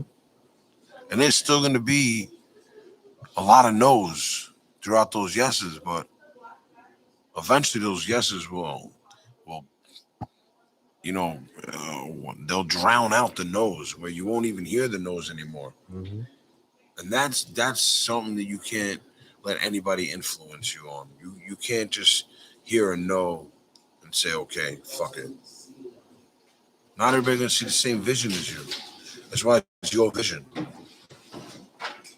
We know the hard thing for some people. Sometimes people be having vision, right, and have a good vision, but just don't have the financial backing to try to convince people into. Like I remember before I got with 12 Alarm, bro, I used to reach out to so much people, like to try to work with people and like pitch ideas, and nigga won't take it, nigga won't fuck with your idea, but then go behind your back and steal it. Like even besides the weed company, like even with events that I was doing, like niggas have stole my event ideas, did events behind my back. That's how that game go, though, bro. You feel me? Look how many niggas, like, you don't see how Balenciaga stole Aces. But what I say, but even with the stealing shit, right? But what if this idea was my chance or my opportunity to change my life or even take my company to the next level? But now somebody else, now it's back to the drawing That board. means that it wasn't your chance. But what that means is that it wasn't your chance. It wasn't your opportunity. It wasn't your time. Because if it was your time, it would have happened. Feel me? I feel you. And so, what is your time is that you're working with 12 Alarm Fire. My time is now. Is that your strudels is being presented to the world. What is your time is that you dropped monkey seeds and dropped chuckles and are proceeding to do other strains, and that will lead to other doors with people who want to do work with you in this industry. So this is your time. Do not squander it by thinking of a time that wasn't yours, because you can't change that shit. No, you're right. Speaking 100% fact. And if I'm lying, anybody in this room can say so. Like I know I may speak on that shit, but I really don't be dwelling on that shit. Like that shit I don't think about that shit every day. Like it's really aching me, but I just like not every day. But you know what it is? I like speaking on it because for me, that's my token. At the end of the day, you feel me? How many people could say a big company stole something from them, or not once but 2 times? Like that's like a pat on my back. You feel me? Look, at the end of the day, as a whole throughout the world, not many. As a small group of society who's out there hungry and trying to make shit happen, a lot of fucking people. No, but when I say a lot of fucking people. I'm gonna tell you something else. I started a company, made it in a fucking newspaper, and then some guy goes on Shark Tank and fucking with my idea. What? After seeing me from the same neighborhood. What? Tell me. Talk about it. Let's talk about it. No, we don't need to talk about it. No, we gotta talk about shit like that. No. What idea? What we talk about is that it happens. And you know what I did? Not to make it look like I was copying him. I just did something else.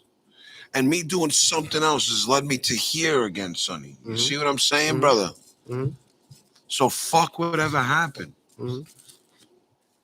They say in Spanish, para adelante, right? Para adelante, para. I'm so fucking. Like I said, I don't dwell on it, but like I said, Mo, look, you the originator, right? Like in New York City, like on the motherfucking Mount Rushmore or the goats in New York City, like you there, like you know what I'm trying to say? And then there's the next generation, which is me. I'm the next generation, right? So I'm in this next generation because you just overseeing and watching everything that's going on with this generation, right? Yeah, but I gotta make sure that this generation don't fuck up my shit. All right, now listen. Now that's what I'm trying to say, right? So now you sitting back and you watching the generations and you watching other people who helped you, other people in the group who built this shit, potentially run my shit to the ground. Support the bullshit. Some not supporting it, some with it halfway in it, right? So now I'm the new school nigga, right? I'm the who's gonna be you, right? One day. One day. You feel what I'm trying to say? So now, like, hopefully I'm around to see that day, Sonny. Yeah, you are. May God bless you on your journey. You are, right? And now, so now, like in my era right now, I'm coming up where it's the fucking what's going on with the gumbos, the this, the that, the that, the that, the that, the that, the that, and then we're just coming up with everybody just want to have everybody else's brand. Almost felt like you didn't have a spot for yourself, a space for your own self. Because it's not like, and it's probably like only a couple of brands in my generation The truth is that sticks to their brand. Like, I'm probably like, you ain't really gonna catch me too much with everybody different. I'm not chasing for the latest streams to have on my menu. You feel what I'm trying to say? I'm not doing that. So Jane West wants to know what Goonies is doing for 420. She wants to know. You know, duh. Pull up. Dope. What I've thought about doing was, and this is just a thought. So hold on, look, real quick. This Saturday we're supposed to get a nor'easter, but if it doesn't snow, if it doesn't nor'easter on our asses, let's have a snowstorm here. The Penthouse Cafe, it's open in its second location in Far Rockaway. This Saturday, January 29th, you can catch us all there at Far Rockaway. You have to DM the Penthouse Cafe or Mo.B Dank or Sunni Paks Premiums to get the info and the deets on the second location of the Penthouse Cafe. So like what I was saying, right? So now my generation, right, where I'm coming up with everybody and all these other brands in New York City, they looking up to these brands. They looking up to Big Al, Jokes Up, and this, that, and the fourth. But these niggas is stealing from me. They're borrowing money from their mommies, right? To go these brands that niggas is looking up to, they stealing from me. They all, and the proof is in the pudding. I got the proof to put it. You feel what I'm trying to say? So I use that shit. That's my accolades. That's my accolades. So I'm like, nigga, Big Al, them niggas stole my shit. Jokes Up, them niggas stole my shit. I'm the only nigga probably in New York City who really grinded his way and got to collab with a company and had to pay for it. Besides doing the dick rider shit that niggas be doing. Like, I got my shit all off for hustling and putting in work and having good relationships. These niggas use their money. So that shit all just be, that's what I'm trying to say, nigga. I'm like the unsung goat of the new generation. I'm the leader of the new schools. I'm showing niggas how to really put on and stick to your brand and do what you gotta do, and that shit actually gonna pay off if you just do what the fuck you gotta do. You can't say you are the leader. You can say you are a leader. No, I am the I'm the leader. There's I'm claiming myself doing the same shit. Listen, there's a lot of people. There's a lot of people. No, it is putting people on. Look, take a guy like myself. It is right? Not for free though. Not for free. What you mean? A lot of these niggas ain't gonna put niggas on. You gotta pay to get put on. You know how many people I put on for free? I know, but and then try to go on to do their own thing. I'm not saying that, but thinking that they knew everything. That in our generation, that they're smarter than me in this industry. So you the old I've been generation. doing this since I'm fucking 12 years old. You the old generation though, Mo. 12 years old. You don't old fucking generation. believe me? In this generation, motherfuckers on fucking Bay in this Parkway generation, and 60th in this Street. new generation, right? That just launched like in 2017, 2018. This new weed shit that's going on, nigga. Only way you getting put on is if you paid. A lot of niggas wouldn't be on if they didn't pay for the collab. You was doing that shit for free back then. They used to do that shit for free. Look, all I know is that I really didn't start getting any collab recognition with companies until I moved back to New York and started working exclusively with Turtle Pie Co. When I started working with Turtle Pie Co., they gave me an opportunity to partake in my, in becoming a partner in another brand. And when I did that, they obviously they show love because you become part of the family at that point. When you open a business with somebody, it's a commitment. It's a commitment that you're making. And so that's why I pushed 12 Alarm Fire so hard, because I made a commitment to that brand, that I would make that brand one of the hottest brands on the East Coast. And I think I'm doing a pretty good fucking job with all the fucking hate I get from these motherfuckers. And I made the same commitment in New York City. Too. He said the hate is good though. The hate is good, but it also, when it's too much and it's all in the same area, then it starts to become a clique. You know what I'm saying? And so that cult of people that demise me, I mean, it makes me feel good to know that I've impacted so many of you motherfuckers in such a way I that feel the same way too. you're so jealous or you're envious of my life and what I have going on. It's all good. My life is in God's hands. You can do whatever the fuck you want to do. I don't show no hate. I show love. I show love all day, and that's why people hate. Because no matter what you do in life, you never get real love. You are fake motherfuckers. It's all good, man, because And I can say that confidently. I've been doing this for a minute. and look, Some of and look, y'all and look who I'm getting motherfuckers- notes from. I'm Some of getting y'all notes from the motherfuckers goat. that have been doing this as long So as what you me. think I'm? You know, my other shit gonna be know what's up. just like the great. I'm right under the great, learning from the fucking great. And I'm a nigga that really pay attention. That's why niggas fucking me, because I really pay attention and I listen. Because you put in the footwork. I'm always willing to learn. I'm always willing to work. Putting in the footwork. I'm always willing to just get my hands dirty. High Times Mama is telling us we should wrap it up.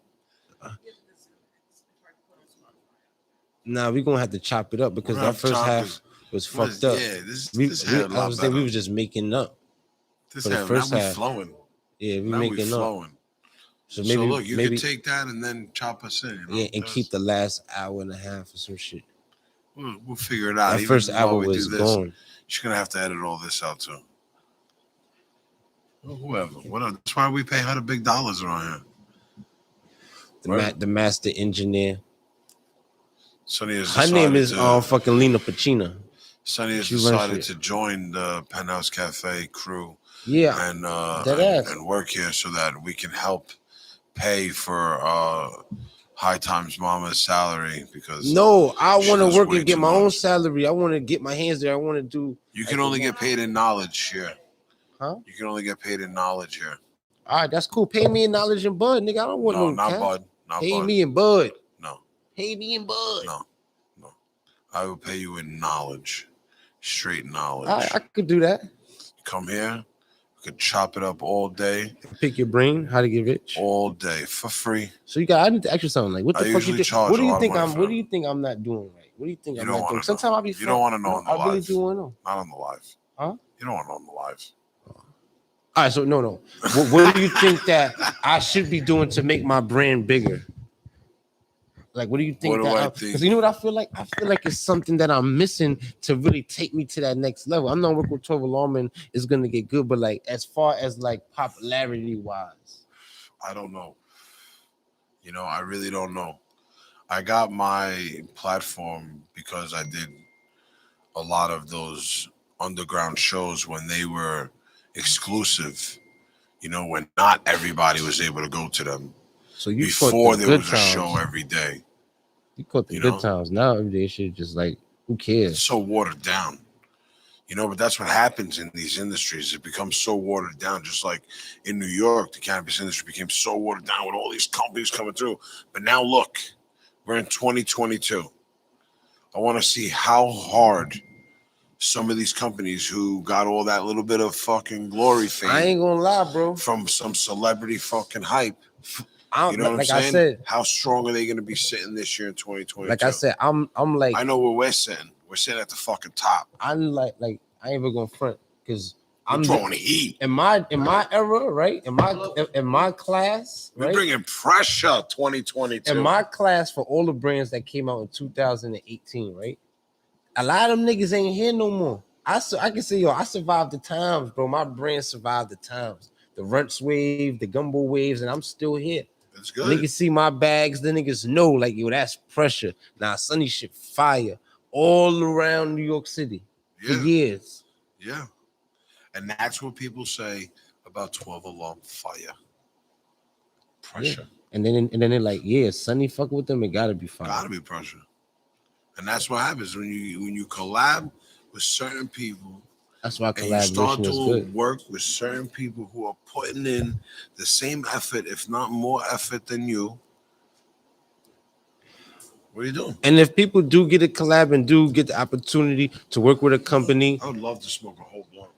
if you do get the opportunity to work with a company, right, and they working with you out of love, right? Like, make sure you take advantage and you do what you're supposed to do, man. Because I really do be appreciating what y'all be doing for me, what 12 Along be doing for me, because I know that shit costs money, and that shit you don't have to do that shit. So I make sure I put that shit on my fucking back. On it. Sonny Word. works. I put that shit on my back like that shit was my company, man. Sonny works. Like, I don't know what I'm saying. Like, Who's trying to tap in? I don't know what this is, but let's get them on. See what they got to say.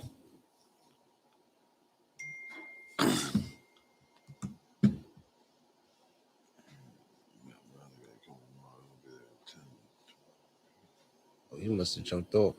Anybody want to tap in for this last little 15, 20 minutes that we on this we're about to motherfucker? jump off. We're just chilling. We'll take a call. Accident. No doubt, man. I mean, listen, you could have jumped on. We could talk about anything you want. You don't even gotta show your face. We don't care. I'm picking the brain of the boss right now. We're just chilling out here. So Mo, let me ask you a question. You think that you think the concentrates is like more profitable than the flower? Selling like dabs and hash rising and shit like that. Yes or no? Who's your clientele? Oh, it really depends on your clientele. If you're selling dabs and your clientele smokes flowers, how much money are you gonna make? I ain't even going front. You're right. And I'm trying to, and that's a hard lane I've been trying to get into, like trying to get people to, you know what I'm saying, people from the urban areas to fuck with the dabs, because sometimes it's cleaner than smoking. Like my man, KOB would say, "Sonny, you gotta get the brothers, man. Just fuck with the get them with the rigs, man. Go live and fuck with the rig." I'm not gonna lie, and I don't want nobody to make a big deal about this because there's no big deal about this. This is something I have, obviously, you know. Mm-hmm. A lot of black people don't fuck with them pipes. Don't fuck with smoking, rigs. It's like some crackhead shit. It's some crackhead shit. But when I when I do get some of my friends who are black smoking out of rigs to come smoke out of a rig, they fucking get super baked. Like, and they're all like, "Yo, Mo, I can understand why." Huh? I can understand a bong, like a flower bong, but we're talking about like the what you call my pipe? That's right there. Yeah, what you call the doom shit? The doom shit. We're talking about like the doom shit, smoking like hash rosin and shit. Yeah. They get lit, and they enjoy the high and the experience. They gotta relax. They gotta chill out because obviously their first time. But that's like they're not a real weed smoker, because all weed smokers want to hit the bong and hit the hash rising and get stoned like a real stoner. You feel me? And the way to get stoned like a real stoner, you gotta fuck with the bong. Even Cypress Hill and them niggas was smoking that shit. Listen, I used to have a very nice glass collection when I was younger. You still collect? I do not. I have one, and it's the so-called doom ship, named by Sunni Paks. I just asked you a question, Mo. Yeah. So if somebody had like 10 to 15,000, right? Yeah. And they was trying to invest into something, what would you tell them to invest into? In life right now? In life, yeah. Investing in long term or short term? Long term, where they could just put that money. Ethereum. Ethereum? Why man, what's up with this Bitcoin shit? You really believe this shit? Invest in Ethereum. Go put 10K in Ethereum and Bitcoin hope that right shit now goes. is at not Bitcoin. Ethereum right now is at what, $2,500 or some shit like that for the coin. That one day is gonna be just like fucking Bitcoin, 60,000. And whoever got it now is gonna have the money the motherfuckers got now when Bitcoin first started. You're gonna make some coin. So you're telling me I should go put $5,000 into Ethereum? Go buy me two Ethereum. Bonds don't do it for me either. Go buy yourself some. I would say definitely do that. If you can buy yourself $15,000 worth of Ethereum right now, go buy it. And then how long would I be happy? Buy it, bro. It's only gonna go up, so it doesn't even matter. It's not like Bitcoin where it's gonna do a $30,000 drop. This is, So the day and age of getting your money and investing in the real estate is you better off just putting it into this Digital market. Yeah. Digital money. Yeah. That's crazy. Look what the world came to. They said, fuck real estate. Go buy you a Ethereum coin. Go buy an Ethereum coin. Ethereum, right? Damn, Ethereum that's it's called. crazy. That's crazy. Shout out to my boy Tapped In, always with the best grabber. I don't like grabber. You should try it one day, man. You keep saying you don't like it. You don't like it. You ain't even tried it.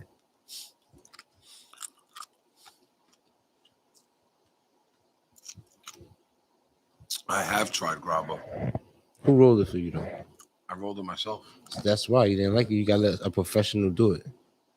Anybody just can't just be fucking with this shit. I don't like grabber. I don't like Fronto. I don't like. I used to None love of Fronto. For some reason, the Fronto leaf is fucked up. I now. don't like the Fronto leaf. She used to be good. They started selling Fronto leaf here at the cat. Yeah, that's shout out to my boy Pocket Packs. I'm very picky with my Fronto leaf. StoneNerds.com. Stone Nerds with a Z.com. Check them out. Check out on IG Stoned Nerds Official. Stoned Lookbook. Obviously, the Penthouse Cafe. You can follow me, Mo.B Dank, MO.B. Dank. Sunni Paks. This is Cannabis Talk. 448 Cannabis Talk. Live from the Penthouse Cafe in Brooklyn, New York.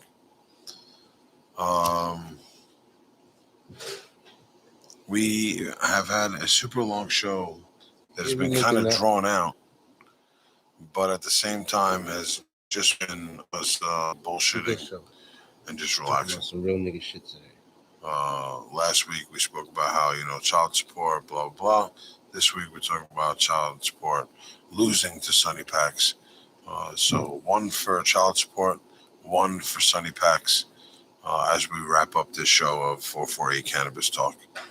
Yep. Thank you to High Times Mama and all the staff here at the Penthouse Cafe.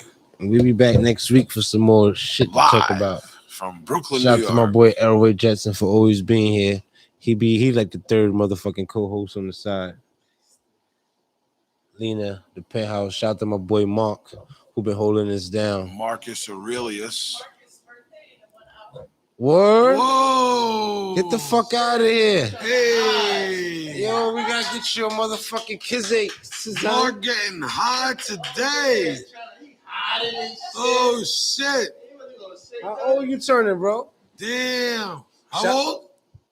34. Shout out to my boy Mark. Oh, if you were turning 35, I would have bought you a gift. That's like a special My age. boy Mark. 34. Nobody gives a Penthouse, fuck, Mark. 12 on fire, family. Nobody gives wonderful a fuck, guy, man. 34. That's my guy right there. Am I Humble right? guy. Good dude. Yeah, nobody gave a fuck. He hold us down. 35, everybody like, oh shit. Mark hold us down, man. Let's Shout out go to the Mark. club. Unless you don't want to go to the club. I fucks with Mark. But look, just He's real always there quick, for here's us. my Shout thoughts out to on Lena. birthdays. She's always there People for ask us. me, oh, why don't I celebrate your birthday? My birthday was when I was born. The day I was born. That is my birthday. I don't need to celebrate it every year. It's just another day. That You're was right, the but day. sometimes you just gotta take the time out and just be it's your birthday. Sometimes So what? You feel special for yourself? It's only a You couple should be making hours. yourself feel special all the time. And you know how you do that? By getting to the fucking bag. More everything ain't about getting to the money, bro. Everything ain't about getting to the money, bro. Full circle. The conversation goes full circle. It always goes back. It's not about getting to the money, man. Sometimes it's about just appreciating and being humble and reflecting. You saw what I did there. You like that. That's it. They said right. in the Bible. He knows I'm right. And that's in the why Bible, he's laughing in the Bible it on says, the side because he knows I'm right. Listen to me, Sunni Paks. So I want to tell you something. I am a true believer of the Almighty. I'm a true believer in God Almighty. Right? Every Bible that is out today for you to read is a version of what someone wants you to read. It's not the exact Bible. I only know quotes my mom's told me. So although there's beautiful quotes and beautiful prophecies, I only know the shit that my mom's in told the me. Bible. And the shit that my mom's told me is what her mom's told her. Okay. So that's the real version. Remember that times have changed, and that you need to look for your own quotes and your own prophecies. And I'm telling you, it ain't always. And I'm telling you, it ain't always about the bag. Am I right? Or am I wrong? Listen, let me tell you something about getting to the bag. Sometimes you lose focus. You gonna lose all kinds of shit getting to the bag. You're gonna forget about people. You're gonna miss things. And sometimes that shit is more important than getting to the bag. No, it's not. Yeah, it is. You know why? I'm gonna tell you why. Because I got 3 kids at home, and those kids at home need to wake up every day and never have to worry. That's cool. Ever have to worry that. But it's gonna be times breakfast, lunch, dinner, listen, or clean but socks. it's gonna be times. That's feet. cool. But it's gonna be times that you might miss. That's important in life because you're getting to the bag. Like what? I don't know, but you don't know. You gotta wait till that time come. I've missed cousins' weddings, first cousins' weddings. And it I've shouldn't be missed like that. family Sometimes parties, we gotta first put. birthday parties. It's okay to put that shit to the side for family, Sometimes and yes. and put the bag to the side. Sometimes yes, but not every time, because I'm gonna tell you why, Sonny. There's always gonna be more birthday parties, more parties. No, you don't more know that. You celebrations. don't know if you're gonna live to more see and that. more you're gonna have to go to. You don't know if you don't. You're If you're gonna to make go it to there throughout the year. That's you gonna don't take know. away from you getting to the bag properly. No, that's cool, but you don't even know if you're gonna be able to make it next year. You don't know. We ain't promised tomorrow. We don't know what tomorrow brings. So if you got the opportunity to show up and go to a family event, and you got to go do that shit now, you got the opportunity, Mo. You know that. Listen, sometimes you got to put the bag to the side. There's certain time, yeah, 100%. You're right. Certain times, but you can't do it every time that happens, because that's not sometimes. Then that's all the time. And there's a difference between putting the bag to the side sometimes and putting the bag to the side all the time. Someone has an affair for you to go to, or a party that you're invited to. Of course not. So now, I'm talking about family purposes. It don't matter. You got a lot of family, bro. And I feel you. And I understand what you're saying. And believe me, I come from a family that has lost many people due to cancer, tragedies, whatever it might be, such as yourself. And I understand how important it is to have family in your life. But you need to also understand, like we spoke about, you cannot create those moments of happiness if you're not focused on getting to the bag. And that's today's topic of 448 Cannabis Talk. It's focusing on getting to the bag. Because if you're not focusing on getting to the bag, your life's not going to be as happy as you may think it is. This has been 448 Talk. It's been real. Thank you to everybody who tapped in. I saw the viewers going up a lot. We appreciate you guys. I'm Mo.B Dank. This is Sunni Paks. Who's on there? What are you doing? Checking your football? Checking your scores. Checking the scores. High Times Mom in the building. Let them know High Times. We shouting out. Peace out. Elroy Jets in the building as always. Thank you very much. Shout out to King Anubis and 41 Hemi and everybody else who came through tonight. Till next week.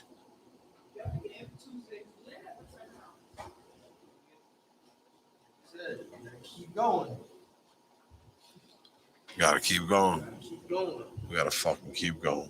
The time you stop, that's when shit start going. And you like, what? Why you stop?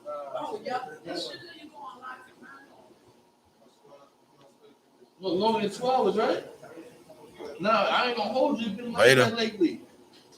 Another nigga was saying I was about to hit drop. He was like, yo, what the fuck on? He got